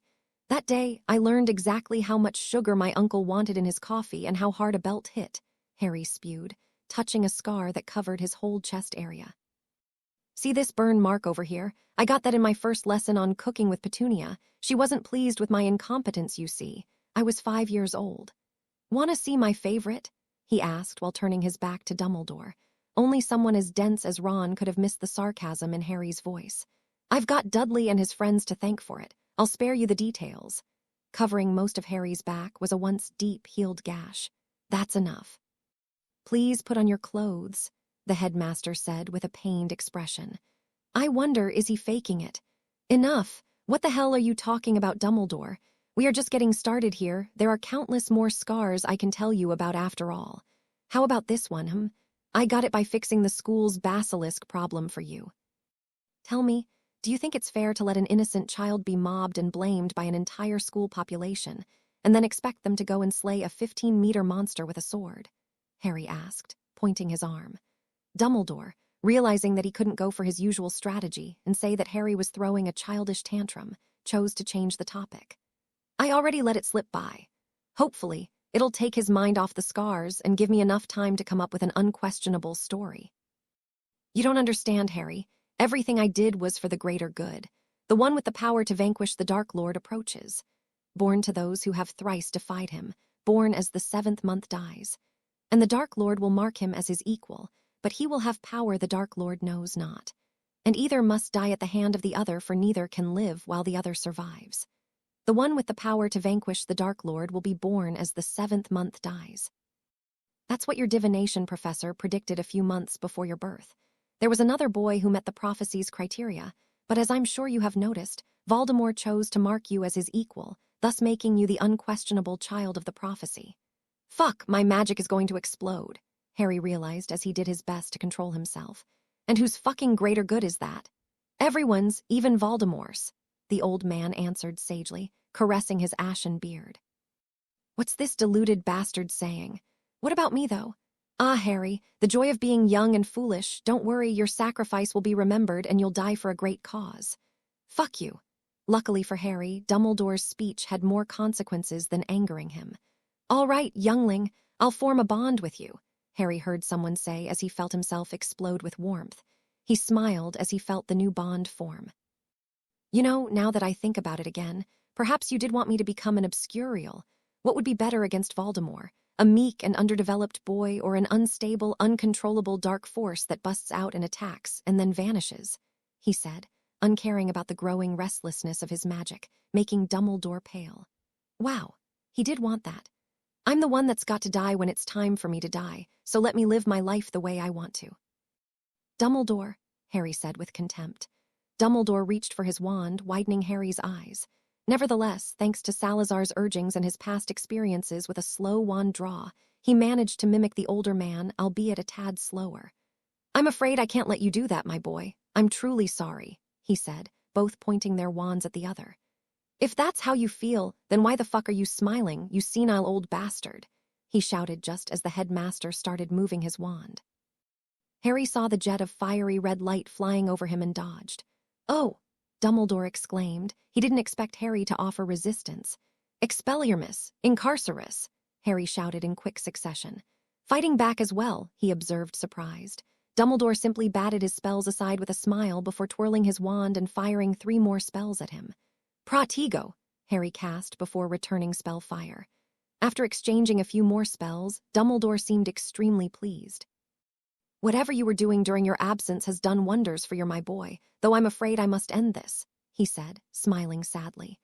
Dumbledore transfigured the furniture near Harry to different kinds of big mammals that proceeded to jump on him. "There's no way I could win Dumbledore in a battle of skills at transfiguration," he mused, not bothering to try and get control of the magicked animals. "Finite incantatum," he shouted. The headmaster smirked as nothing happened. "More power then," Harry thought. "Finite magicy," he hissed, casting the spell's parcel tongue variation. Dumbledore's eyes widened as his hounds became furniture again, and Harry used parcel tongue for spell casting. Harry, grasping the shock of the older man, rescented his wand. "Es secer, ignis, venenum," Harry cast rapidly. The spells, while not dark, would cause Dumbledore some damage if hit. Harry's comeback broke the man off his surprise as his muscle memory kicked in. With a wave of his hand, a golden shield materialized around him, meeting Harry's first spell head-on. "Such power!" Dumbledore muttered in awe as the shield cracked. He barely had any time to cast another shield, this time with his wand, as fire met with defense. With a wave of Dumbledore's wand, the fire and his shield disappeared. "The fool! Did he not see my last spell? Can he not sense it, or is he underestimating me so much?" Harry wondered right as Dumbledore's face got green. Venenum was a parcel tongue spell that applied a venomous poison in the air. For anyone else, using a poison spell in a fight would have been stupid, as it didn't discriminate between the caster and the target. Harry, thanks to both having a bond with a snake and being the host of a basilisk's venom, was an exception to that rule. Perhaps that's why Dumbledore didn't do anything about it. He thinks that I wouldn't cast anything that would harm me as well. Speaking of the older man, he sported an enraged expression as he furiously swished his wand around. Harry tried to keep up with the headmaster, going as far as throwing some of his darker curses. However, his skill and power quickly fell short in front of the giant in front of him. "That's how going against someone that has decades of experience on you ends, I suppose. Maybe if I started by throwing my strongest curses, it would have ended differently," he mused as he fell. A full body-bind curse hit him. If Harry started by casting his strongest spells, the headmaster would have gone a feel for his skill and overestimated right from the bat. In addition, casting destructive spells in an enclosed space wasn't the smartest thing to do. Lastly, just because a spell was strong didn't mean it would win a duel. "Oblivi" was all Dumbledore managed to say before Harry disappeared with a flash of fire. Suddenly, the old man fell to the floor with a pained gasp. "Have I failed to purify the poison? No, wait. Fawkes!" he mumbled as he felt something he hadn't even considered to experience in his life. The bond with his phoenix was burning, and not before long, it would disappear. Harry felt the effects of the body-bind curse disappear as he found himself back inside the Chamber of Secrets' damp atmosphere. "You should be safe enough down here, child. I need some time for myself now, but fret not. I'll be there for you tomorrow," Fawkes told Harry through their bond, as he nudged the boy's head with his soft wings. Harry didn't get to reply as the majestic creature took flight and disappeared with a mournful trill. Sigh, I suppose that breaking such a long bond, even with Dumbledore, must be painful. With that thought, Harry got up and moved towards Salazar's stone mouth. "Open," he hissed at it, prompting it to move as commanded. That was a nice little ability that Salazar had granted him by keying him to the room's wards. Apparently, Voldemort never bothered to go inside the chamber as Salazar didn't know him. Previously, it was the basilisk that opened the door when called.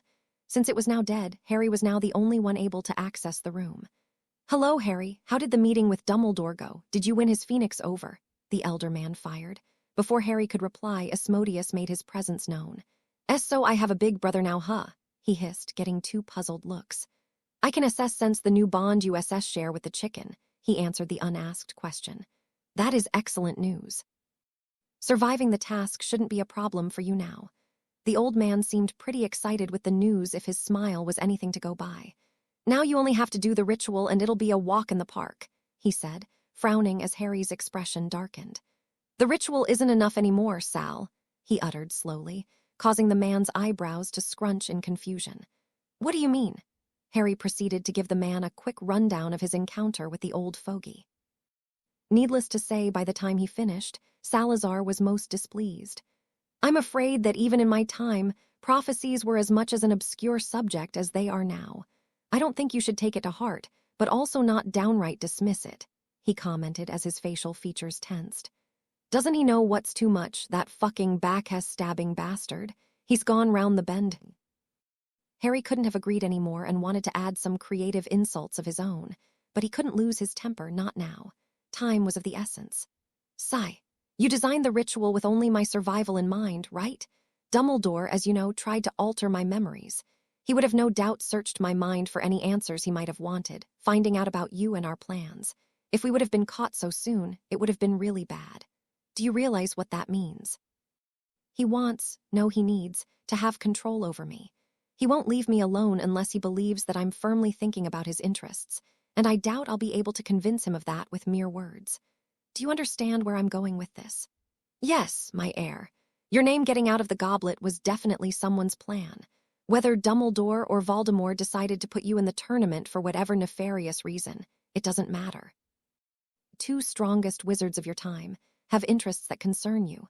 One wants to control you, and the other continuously tries to kill you. Lastly, much sooner rather than later, you'll have to face one, if not both, of them in combat, Salazar said tiredly.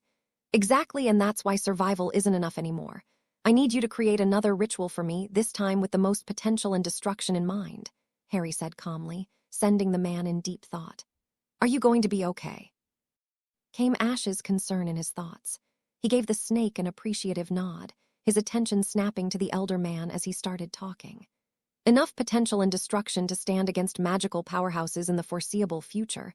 We'll need a more powerful sacrifice, much more powerful. What else is there that we could use? Lifespan.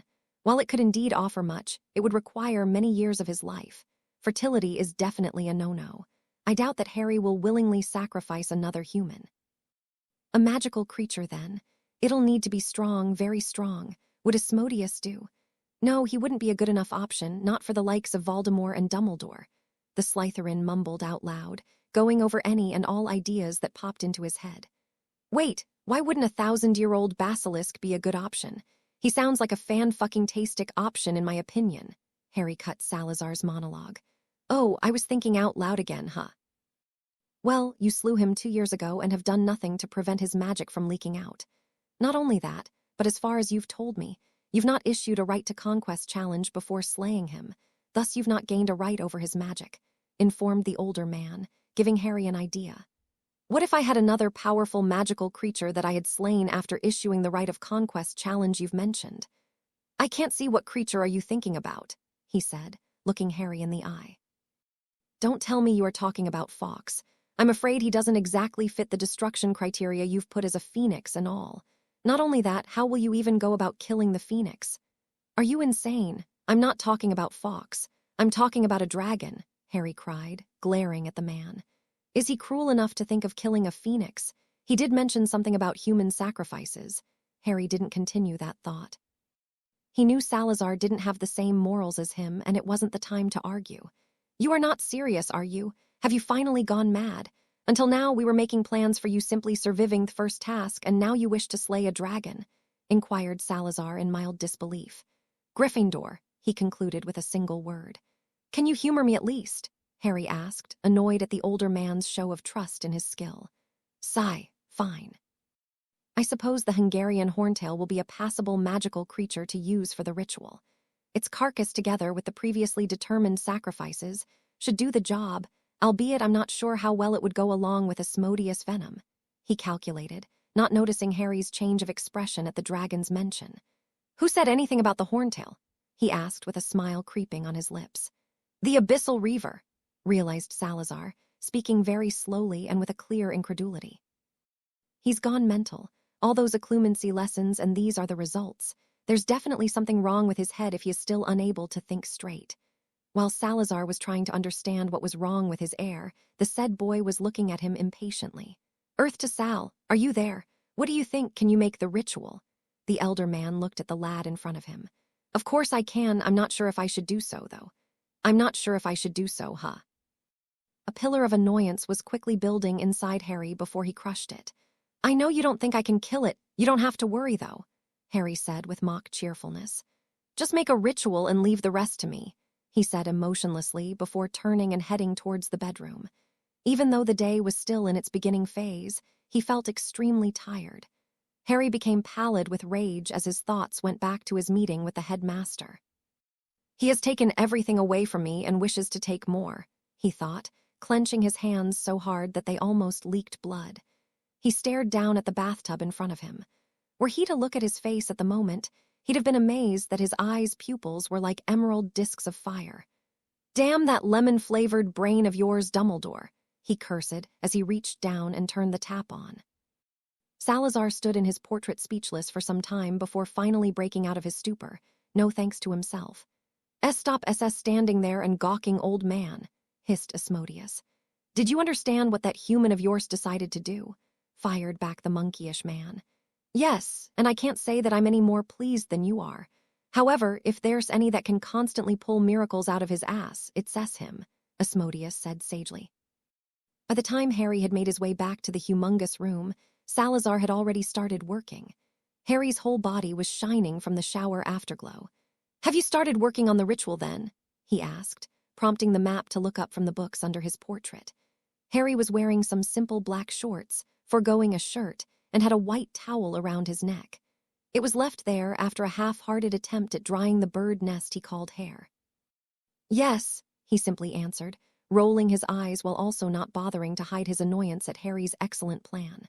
Sigh, if you have any better ideas, I'm all ears, Harry shot, not expecting the man to talk. Salazar didn't disappoint as he let out a simple huff and continued to float the books around him. I never did come around to asking, but considering I might not have another chance to do so, how the hell do you use magic? Aren't you a regular Goodall portrait? Harry asked curiously. He was pretty sure he knew the answer to his question since he knew of something that made Salazar different from a normal magical portrait. Finally thought to ask A. If you simply used your mind, you might have found out. Remember how I mentioned that I tied my portrait to Asmodeus instead of a magical object such as Hogwarts? I didn't do that out of some sort of sentimentality. I'm not stupid, or I wasn't stupid to be exact. All you have to know is that the bond between a portrait and a magical creature isn't the same as the one with a magical object. We've not gone far into your enchantment studies, something I sincerely hope you'll change, so I will spare you the details. I was right then, good to know, Harry mused. You didn't have to be a dick though, you know, he said. Believe me, I'm not treating you any less than what you deserve, muttered Salazar wisely. Sure, if you think so, do you want any help with the books? Won't using magic to levitate stuff around make you go poof sooner? Harry asked sarcastically. Fret not, Harry. My portrait's magic doesn't work as one might expect, so no, I won't go poof any sooner than I'm supposed to, he drawled, throwing a quick glare at Harry before focusing back on his work. In a week's time then, right? Any previous emotion had disappeared from Harry's face, as it now sported his quickly becoming signature ice mask. That's quite good control of your emotions, Salazar commented without looking away from a parchment that had a familiar dragon's sketch drawn on it. You didn't even glance at me. No, but I heard you. Your voice was as steady as a calm lake. It didn't quiver even once, and to answer your question, yes, I would have been gone by the next weekend, he simply stated, as if unbothered by his nearing demise. What do you mean would have been? Has something changed? Harry wondered hopefully. Yes, you have yourself to thank for that. I don't plan on outliving you. That's why I'll perform a minor ritual on myself tomorrow, giving you one more contingency. I'll go poof tomorrow, he stated humorlessly. Damn, I feel like a spoilt and ungrateful brat now. Harry woke up with a start. Today's the day then, huh? In a few hours, he would be fighting to the death against the terrifying dragon he had seen 2 days prior. He swiftly made his way off the bed and into the bathroom to take care of his morning rituals. As he was brushing his teeth, Ash sneaked into the room and made his way onto his arm. "Morning," he hissed. "Good morning," Harry said back through their bond. Who would have guessed that the ability to talk through a bond would be a damn lifesaver while brushing one's teeth? "How are you feeling? Are you getting cold feet yet?" Ash, like Salazar, didn't appear to be a fan of Harry's plan. "I'm feeling excellent, in case you can't tell. Also, since you'll come with me, we can talk about who has cold feet later or scales in your case," he barbed back without missing a beat. When Harry had finally made his way to Salazar's not-so-small chamber, Ash was coiled around his neck. He didn't seem too pleased. "Morning, Sal. Is everything ready and what the hell, are you okay?" he asked, concern creeping into his tone. Salazar Slytherin's portrait self was looking extremely tired. Can portraits even get tired, or is it another display of Sal's distinctiveness? He mused. Probably the latter. His once lively eyes seemed like they were barely being kept open, and he also sported dark circles under them. "My well-being won't matter for long now. Everything's good to go. The ritual, together with all its instructions, is on the main table. Let's say that if your brainwave succeeds, the results of the ritual would boggle your mind. There's only one thing left, and that's for me to perform the ritual I mentioned yesterday," Salazar said, and despite his appearance and condition, he managed to sound excited while talking about the new ritual he devised. "An Abyssal Reaver, slain and claimed by magic, true phoenix tears, 1,000-year-old basilisk's venom, and a Dark Lord's soul piece. Harry's also a Peveril. I wonder if there was ever a ritual designed with a bigger potential than this one. How I wish I was able to see the result of this whole ordeal and Harry's happily ever after. I'm sure the lad will survive. He's of my blood after all, and shine brighter than any before him." "What's your ritual going to do?" Harry asked curiously. The older man had stubbornly kept shut about it. "It'll briefly gift you my ability of the dragon tongue, long enough to cast a spell or maybe even two, depending on your choices. If the situation goes bad, it'll surely be enough to catch the dragon off guard and maybe even cause a serious blow." Harry stilled. He had read about the legendary tongue of the dragons in Salazar's books, where he mentioned that just like Parseltongue, the dragon tongue was a magical language.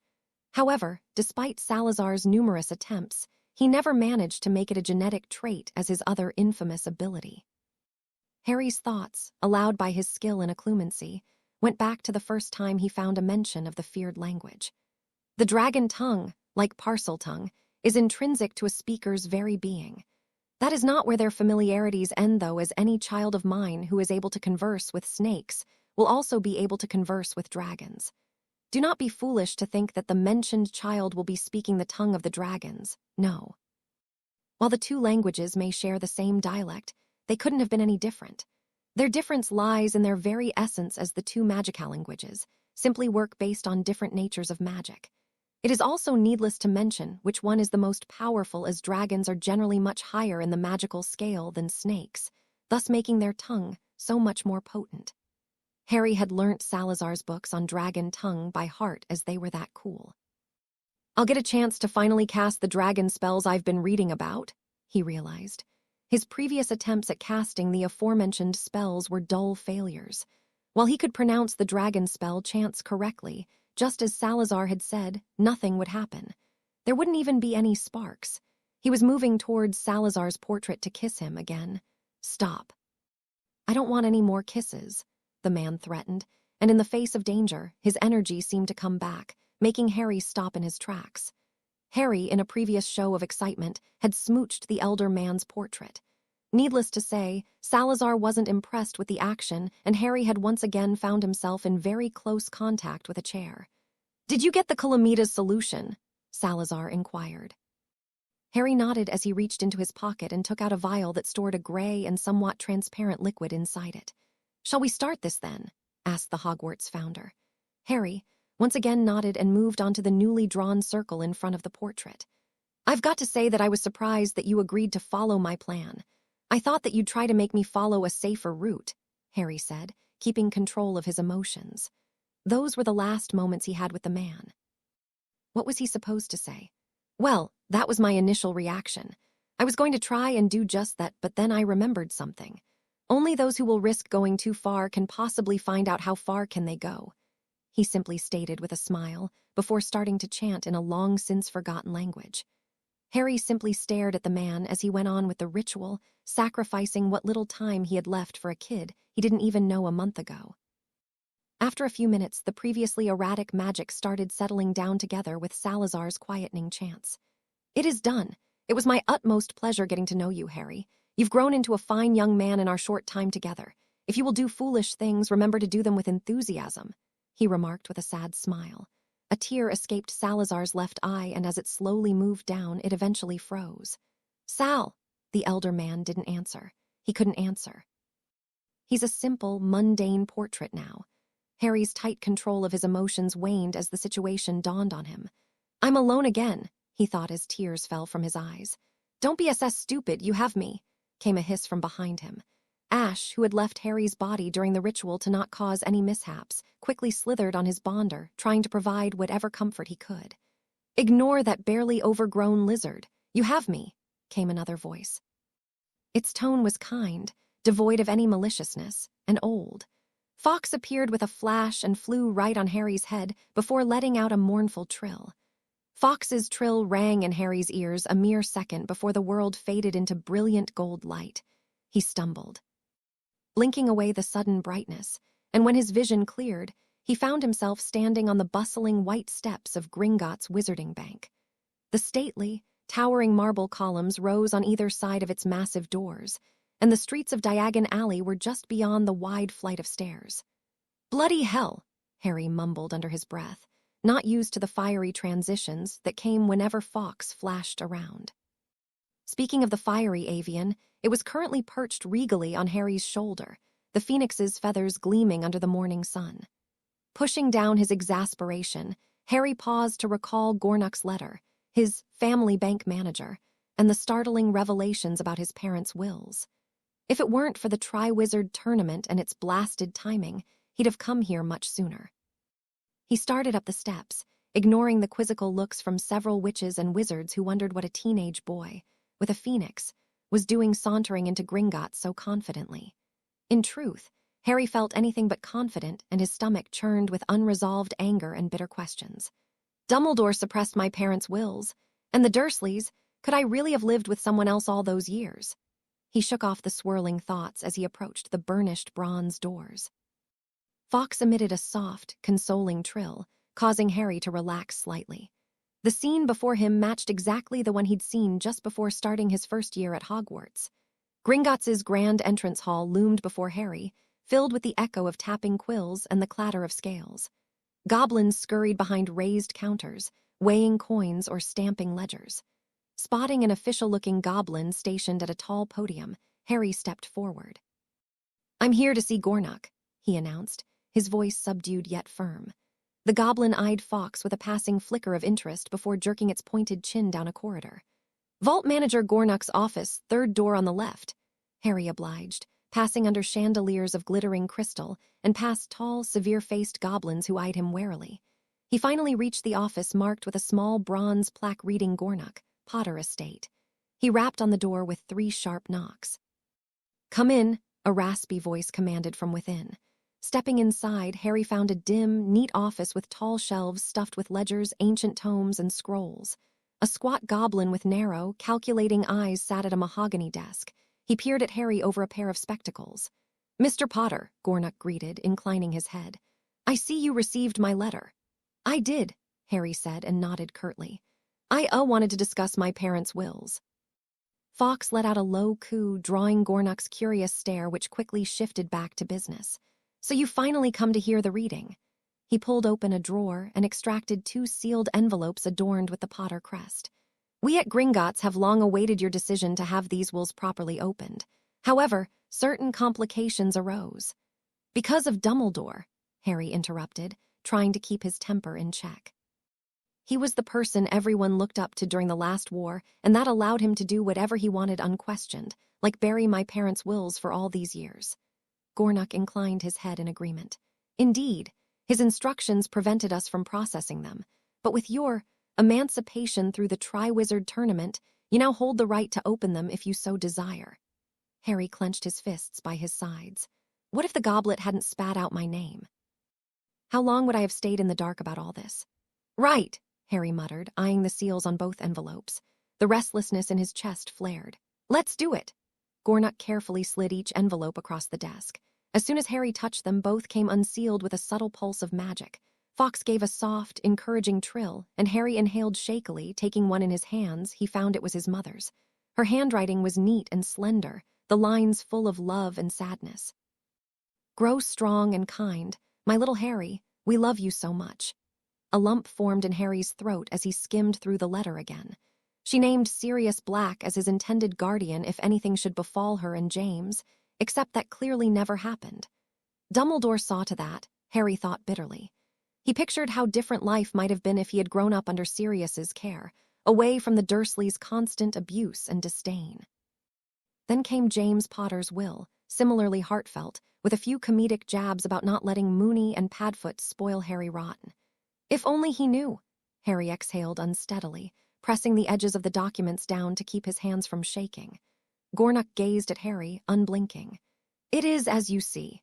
Albus Dumbledore's decision took precedence over these documents, at least in the eyes of the Ministry and the Magical Society at that time. We goblins do not interfere in wizarding politics unless it affects the handling of vaults." Harry tightened his jaw. "So I spent 10 years locked in a cupboard, starved, screamed at." A swirl of emotions, anger, regret, sorrow, nearly choked him. "The Dursleys never wanted me, and my parents planned for me never to be with them. This was never supposed to happen." He set the parchment aside. "So, what changes now?" Gringotts cleared his throat.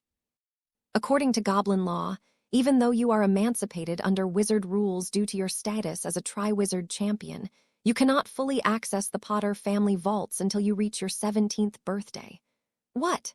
Harry shot upright, outrage flaring in his eyes. "But I'm legally an adult in wizarding terms. Your letter even said so." Gringotts regarded Harry with a carefully measured look. "Emancipation may remove the restrictions from the Ministry's perspective, but Gringotts adheres to the Goblin Code. Certain hereditary vaults cannot be touched until the depositor comes of age by both wizard and goblin standards. The Potter main vault is one such vault." Harry's frustration spiked. He had come expecting to finally claim something of his parents' legacy. But now, after all these years, another bureaucratic barrier reared its ugly head. "So," he said through gritted teeth, "I can't do anything with the main vault. Nothing at all." Gringotts shook his head. "I'm afraid not. You have the trust vault at your disposal, as you have since you started at Hogwarts. That will suffice for day-to-day or even more considerable expenses. But the full estate, properties, and heirlooms remains locked until your 17th birthday, and no influence from humans or wizards can override Goblin law in this matter." Harry closed his eyes, trying not to let anger consume him. Slowly, he inhaled, counting to 5. Fawkes's gentle weight on his shoulder felt like an anchor. "Fine," he managed, voice tight. "I understand." The goblin nodded, as though ticking a box in his mind. "I expected you might be displeased, but it is not the first time a young heir has had to wait, nor will it be the last." He pushed a thick ledger forward.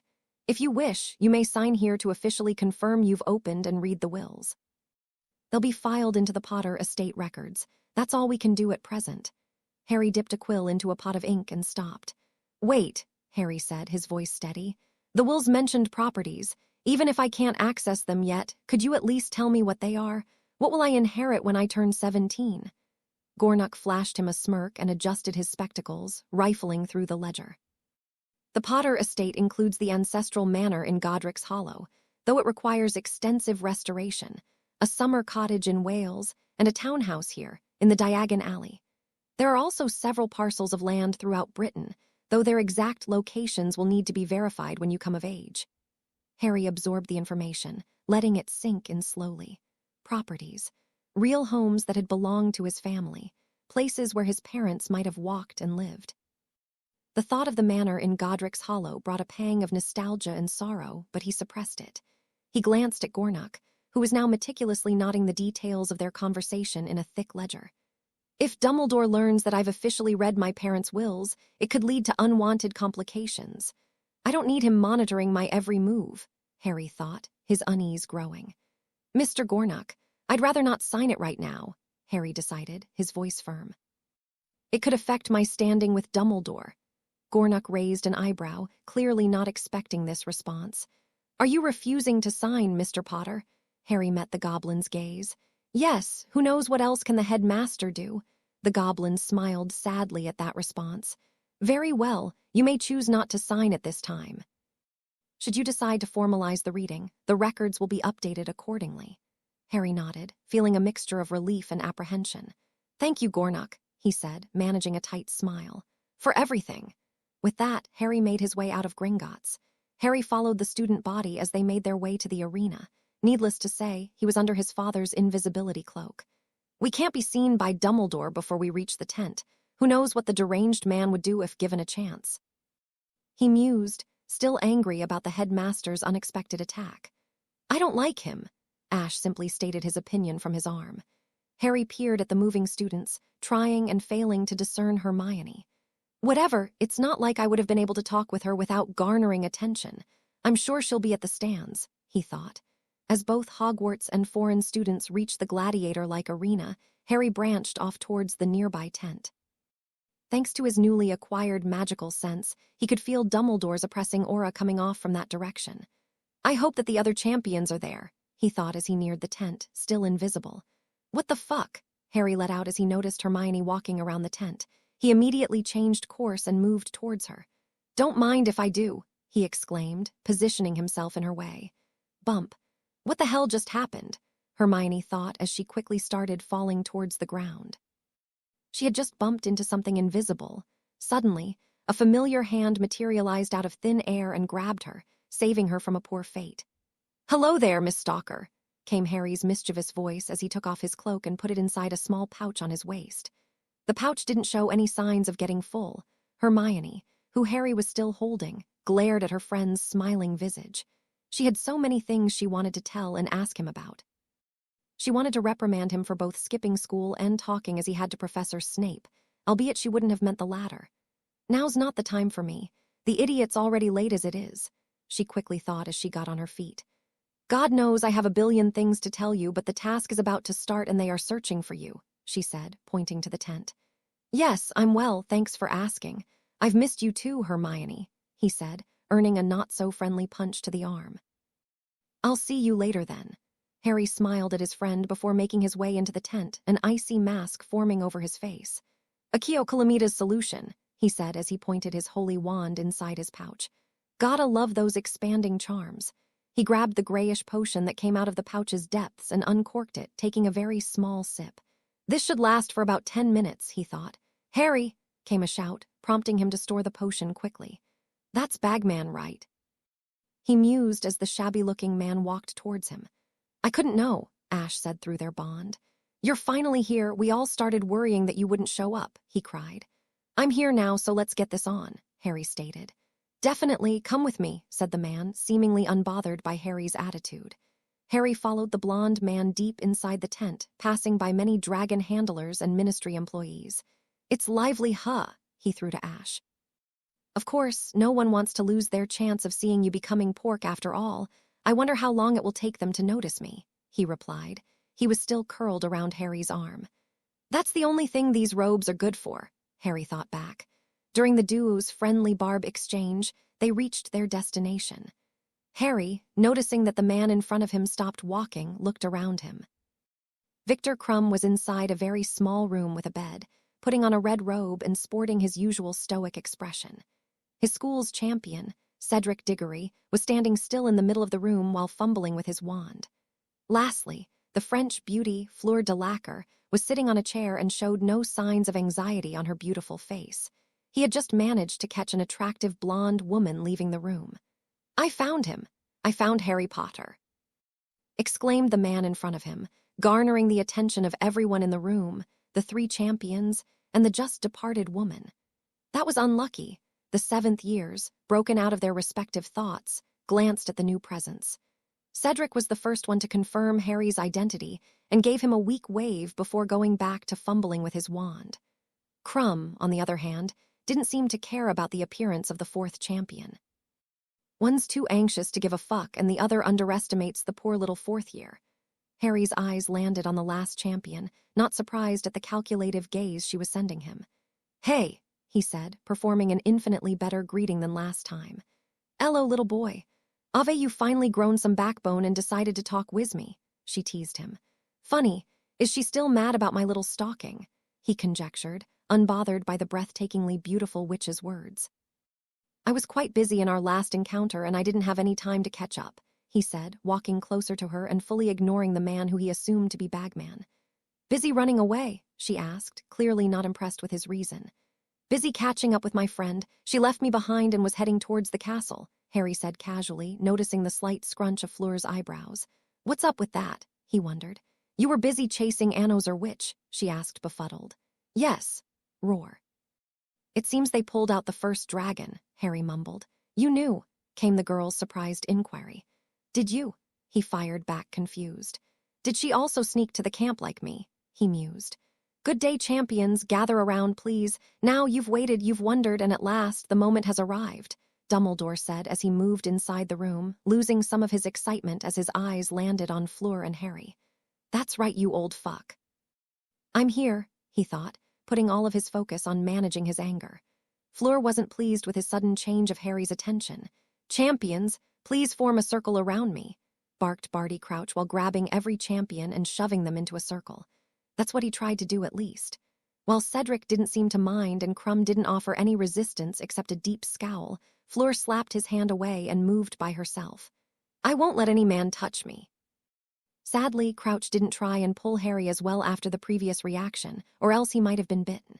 Youngsters first, the man said as he opened the purple pouch he was holding in front of Harry.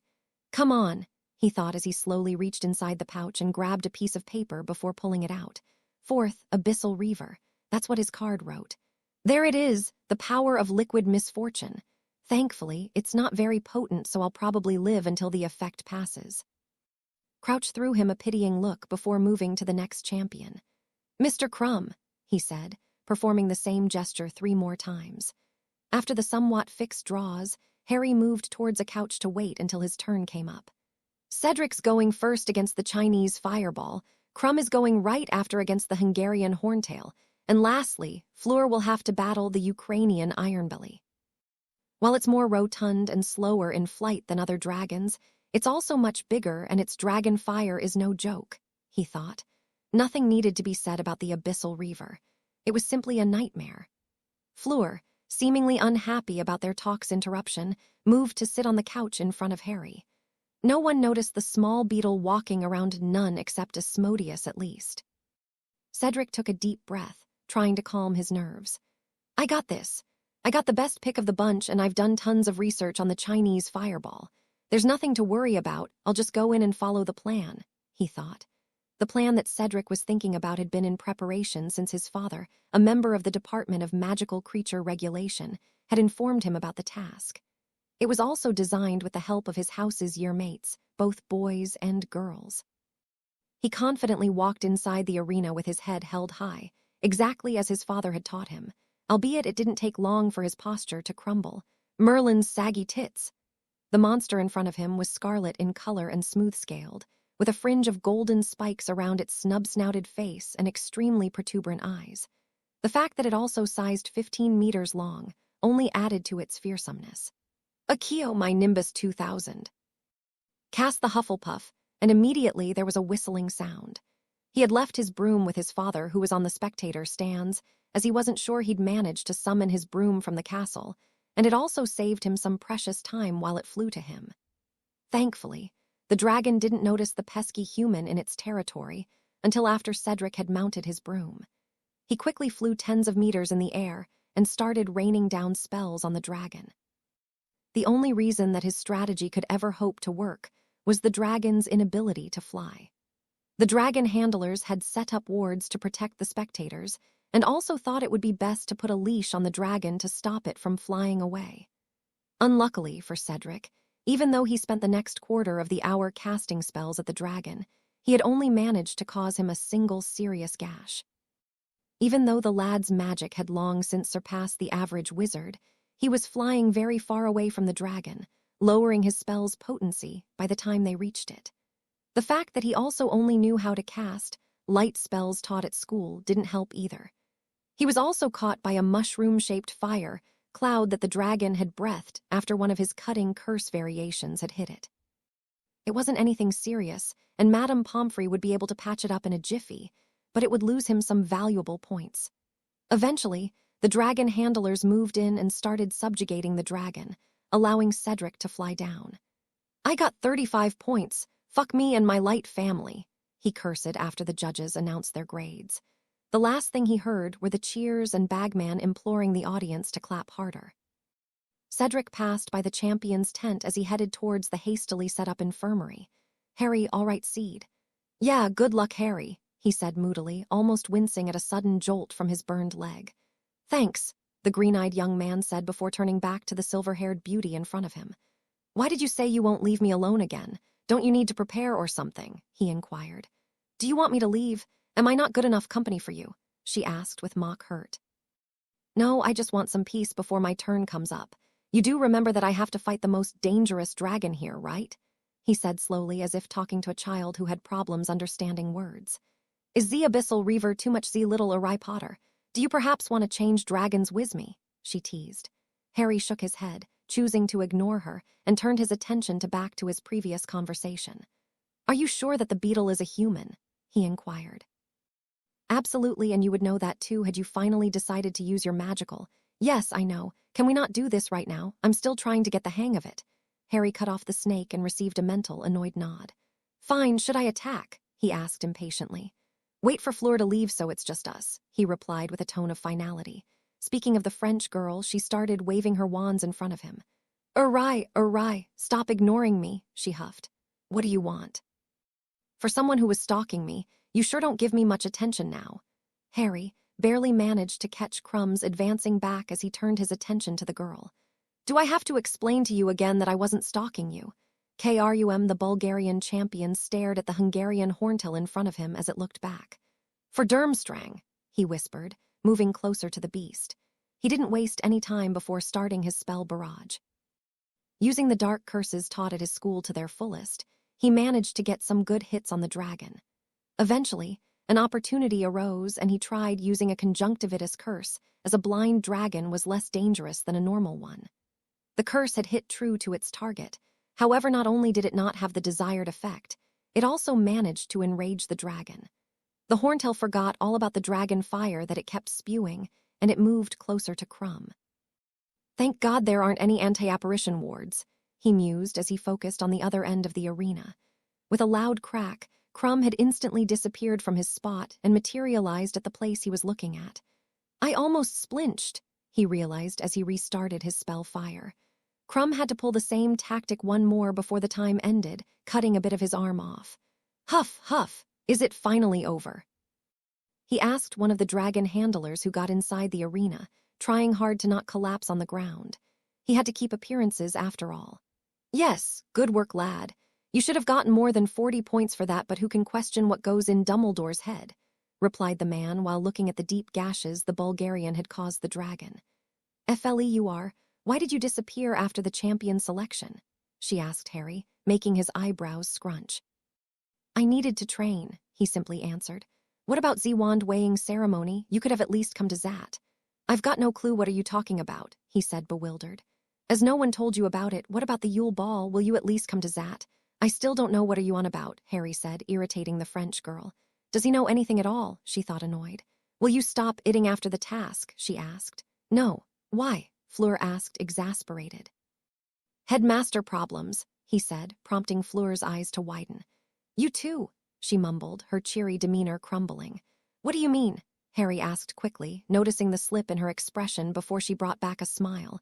The girl finally got more than his hormones' interest. Sadly, she didn't get to answer as a ministry representative came in to inform them of Fleur's turn. "I'm going in. Ave, you got anything you want to tell me?" she asked the raven-haired boy. "Good luck, you'll need it," he said, letting a smile slip out.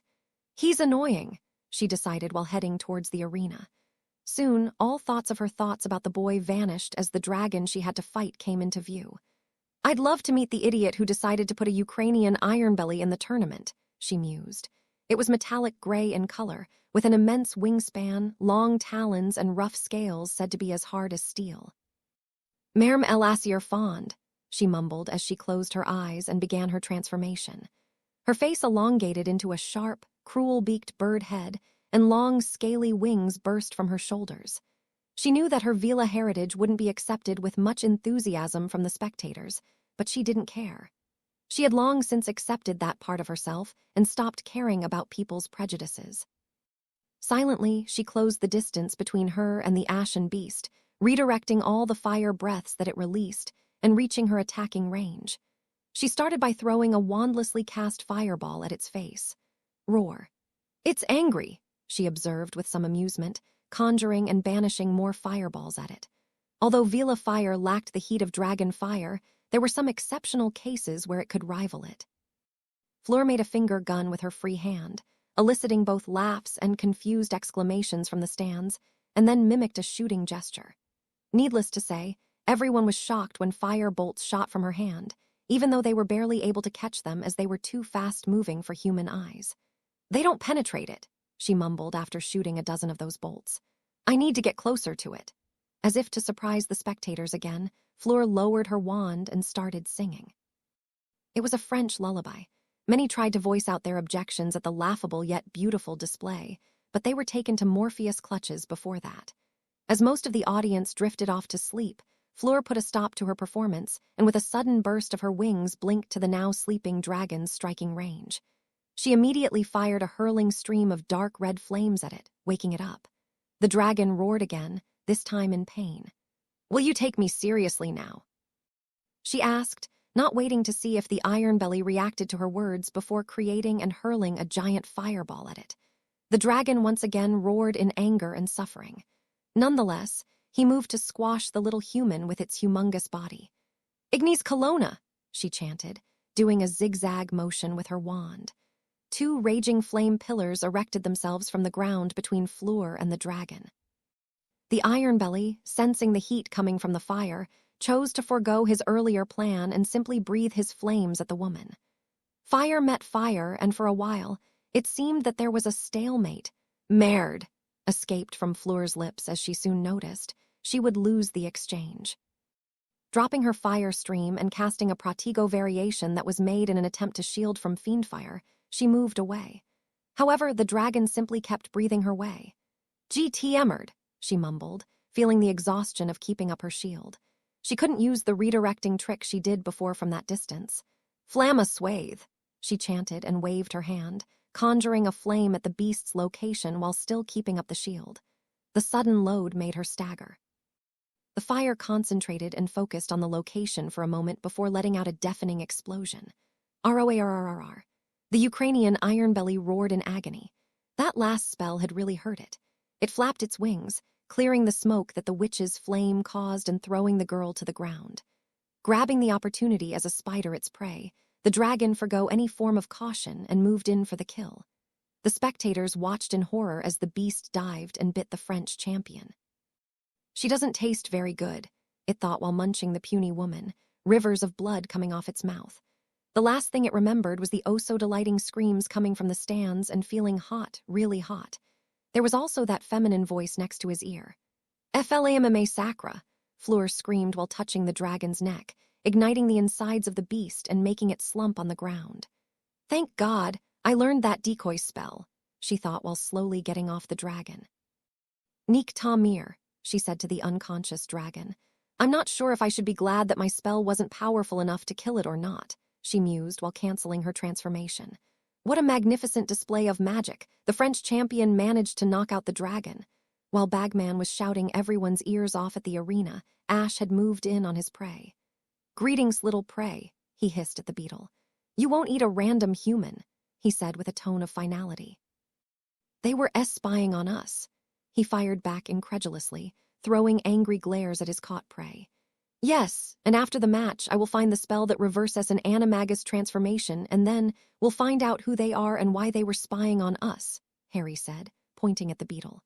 Said beetle was sitting inside a jar that was spelled unbreakable by Harry. "You are no fun," Ash hissed as he uncurled from the glass container and slithered back on Harry's person. Harry chose to ignore him as a ministry employee chose that exact moment to walk back in. "Harry Potter, your turn is coming up. Follow me, please." Harry gave the man a nod and moved behind him, not forgetting to store the jar in his pouch. "Oh, hey, Fleur, are you good?" Harry asked when the French girl appeared in front of them. "Aye, awry. Yes, I'm well, albeit very tired. It took me everything to beat that damn dragon. I got 4 points out of 50.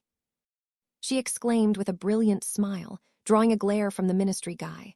That's what his intention was, at least what he threw instead was a lecherous look that both teens masterfully ignored. Whoa, you must have done really well. Yes, I'm in the first place right now, she announced proudly, putting a hand on her chest and sparking a war in Harry's mind. Not for long, he replied with a lopsided grin, doing his utmost best to control where his eyes looked. Ha ha ha ha. If you manage to surpass me, I'll take you out to dinner in that village that everybody talks about. I think it was something like Ogsmeade, she chuckled, warming Harry's insides. There's something off with her laugh. Why does it feel so good? It's Hogsmeade and I'll take you up on that promise, he answered without thinking. You can continue flirting later, Potter. Let's go, came the annoying guy's jealous voice. With a wave, the two champions parted their ways. Why did I agree? Was all Harry could think of as they continued walking. And why do you keep laughing? Harry asked Ash, getting more sniggering as a response. When they finally reached the gate to the arena, the man turned around to face him. When you go inside the pit, you'll have to face the dragon that your card showed, an Abyssal Reaver. Your task is to inflict as much damage to the dragon as you can in 15 minutes.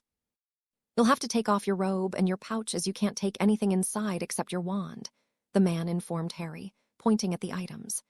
Is he serious? He wondered, throwing him an annoyed glare. I also have to inform you that killing the dragon will automatically result in you getting 0 points, he said with a grin that displayed his feelings at the idea of the young champion defeating the dragon. With a deep breath, Harry did as instructed and handed the man his stuff. It wouldn't do any good to lose control now. Idiot, you dare! What was that? The man asked while taking a step back. Meet Asmodeus, Harry replied with exaggeration. He almost rolled his eyes. Meanwhile, Ash, as he couldn't hide anymore, made his way to Harry's neck. That's a snake. Really? Thanks for letting me know, he exclaimed with mock gratefulness. The ministry minion was pissing him off, though he couldn't deny that he was enjoying his discomfort. Ash, get off me and slither by my side. I don't want to test the task's restrictions those idiots put, he hissed, drawing a girly squeak from the man who now looked at him in fear. What's up with you? Harry asked with a frown. Why you speak parcel tongue? He gasped. Where have you been living, man? Harry asked, genuinely confused. The fact that he was a Parselmouth was publicly known since his second year, not letting the man annoy him any further. Harry made his inside the pit with Ash following him from the floor. Thank God, the dragon's not here yet, he thought before turning around to look at the ministry man. Akio, my pouch, he murmured, getting his small bag back. He also put some extra juice on the spell, making it forceful enough so that Newton's third law threw the man to the floor. Harry gave him a cheeky wave before turning his attention on the pouch and started fishing various items out. The first thing to come out was a translucent and silverish potion, Felix Felicis, otherwise known as liquid luck. Harry immediately uncorked it and downed half of it. He could immediately feel its effects. There was a sudden feeling of confidence overflowing his very being, a lightness that caused him to believe that nothing could ever slow him down. Harry was feeling great. Heck, if Voldemort suddenly popped up, he was sure he could easily beat him in a duel. And just like that, the delightful feeling slowly started dissipating. Sal was right. This potion is as dangerous as it is miraculous, he thought as he did his best to suppress the potion's effects on his mind with occlumency. The mind arts were truly wondrous. He then took out the magic-strengthening potion that he made with the basilisk's venom, and without any further delay, downed it as well. Ah, I could get used to this feeling, he thought in ecstasy. He could feel his magic flowing over every part of his being. It was also itching to get out. Won't you get potion poisoning from those? Came a concerned voice in his thoughts. I'm just under my limit, Harry reassured the caring snake. He also has me, sounded a new voice. It was ancient, older than most trees, wiser than most men, and as divine as no other. It was Fawkes. Harry barely looked up, noticing the fiery flash that signaled the appearance of his second familiar. The Phoenix's appearance didn't go unnoticed by the rest of the crowd, and many gasped and pointed at Harry as murmurs and speculations broke out. Albus, isn't that Fawkes? What is he doing above Mr. Potter? Inquired the shocked head of Gryffindor. Dumbledore simply scowled as he watched his previous familiar flying in circles above the fourth champion. Harry, uncaring about the crowd's reaction, got the last item from his pouch, this time with his hand as it was impervious to summoning charms, and quickly put it on. Merlin bless clothing charms, he thought, grateful at the magic that allowed him to use the basilisk's skin to make a robe. A battle robe, to be exact. God knows how awfully hard it's to maneuver in robes. The robe was unsurprisingly colored in deep green, bordering on black, and it was designed with the idea to withstand fire, dragon fire to be exact. It was also adorned with multiple intricate snakes. Salazar was very persistent on that, and had the Potter crest on its back, an all-encompassing oak tree with a single bird on its top branch and the family's motto. If one were to look closely, they'd notice that the bird was actually a phoenix. "Tauger's Debaut," Harry uttered when he felt a familiar presence closing in, suppressing the fear that was trying to manifest inside him. His family motto was French, and it translated to always standing, or still standing. "That's one more reason why I have to succeed today," he thought with conviction as his eyes locked on the flying dragon. Harry noticed the people in the stands start panicking upon seeing the unshackled beast flying on top of their heads. He heard someone talk but didn't quite catch their words. His full focus was on the dragon that was quickly closing down on the arena. He noticed that the spectators stopped fumbling around after that, though. Probably informed them about the dragon's contract, he mused absent-mindedly, getting a confirmation from one of his familiars. Now in the light, Harry could see the dragon's size, and it wasn't small. The Abyssal Dread's shadow covered the whole arena in darkness as it neared even closer to the ground. Harry barely managed to catch a loud squeak that was oddly similar to Hermione's before the dragon finally landed. R-A-R-R-R-R-R-R-R-R-R-R. The dragon let out a roar that was as magnificent as it was terrifying. All movements and sounds ceased, creating the illusion that the time itself had stopped in the presence of the ginormous beast. Harry was the first one to break from his reverie as was expected, followed by the many dragon handlers and Dumbledore. He had already experienced the Abyssal Dread's dragon fear, and he was also a very proficient occlumens. Thankfully, Fawkes let out a calming trill that stopped many people from wetting themselves. That innocent gesture garnered the dragon's attention, and its glowing red eyes immediately snapped at the undying avian. "Fawkes, is that you?" he asked in the dragon tongue, getting an affirmative trill from the phoenix. "What are you doing here? Wait, I see you are bonded to this puny human. Speaking of, this aura feels familiar. Ah, the snake. He is the rude wizard that didn't answer my greetings." He quickly concluded, much to Harry's annoyance. "Yes, that's Esme. This wizard begs of your forgiveness for not sitting down and having a pleasant tea with you," Harry hissed with a mock bow. "You understood me. Oh, how very lucky to find a Parselmouth here. I thought there weren't any left alive. Though considering the intent I feel coming off you, I'll have to make my wrong assumption a reality," he barked out keenly. No rules while competing, Harry thought as he looked at a clock on the stands. A minute had passed already. He didn't have any time to waste. With a jerk of his hand, he held his wand and pointed at the dragon. "What are you going to do with that?" he asked lazily, this time in English. While the dragon looked at him with a lack of motivation to act and the stands were watching shell-shocked, Harry started moving his wand in a very familiar motion. As he performed the spell's hand movement, his mind took a stroll to the past. He first thought about Voldemort and his continuous attempts to murder him. The Dark Lord was a constant obstacle in his life, a taint that didn't stop following him. However, unlike a certain man, he was at least open with his intentions.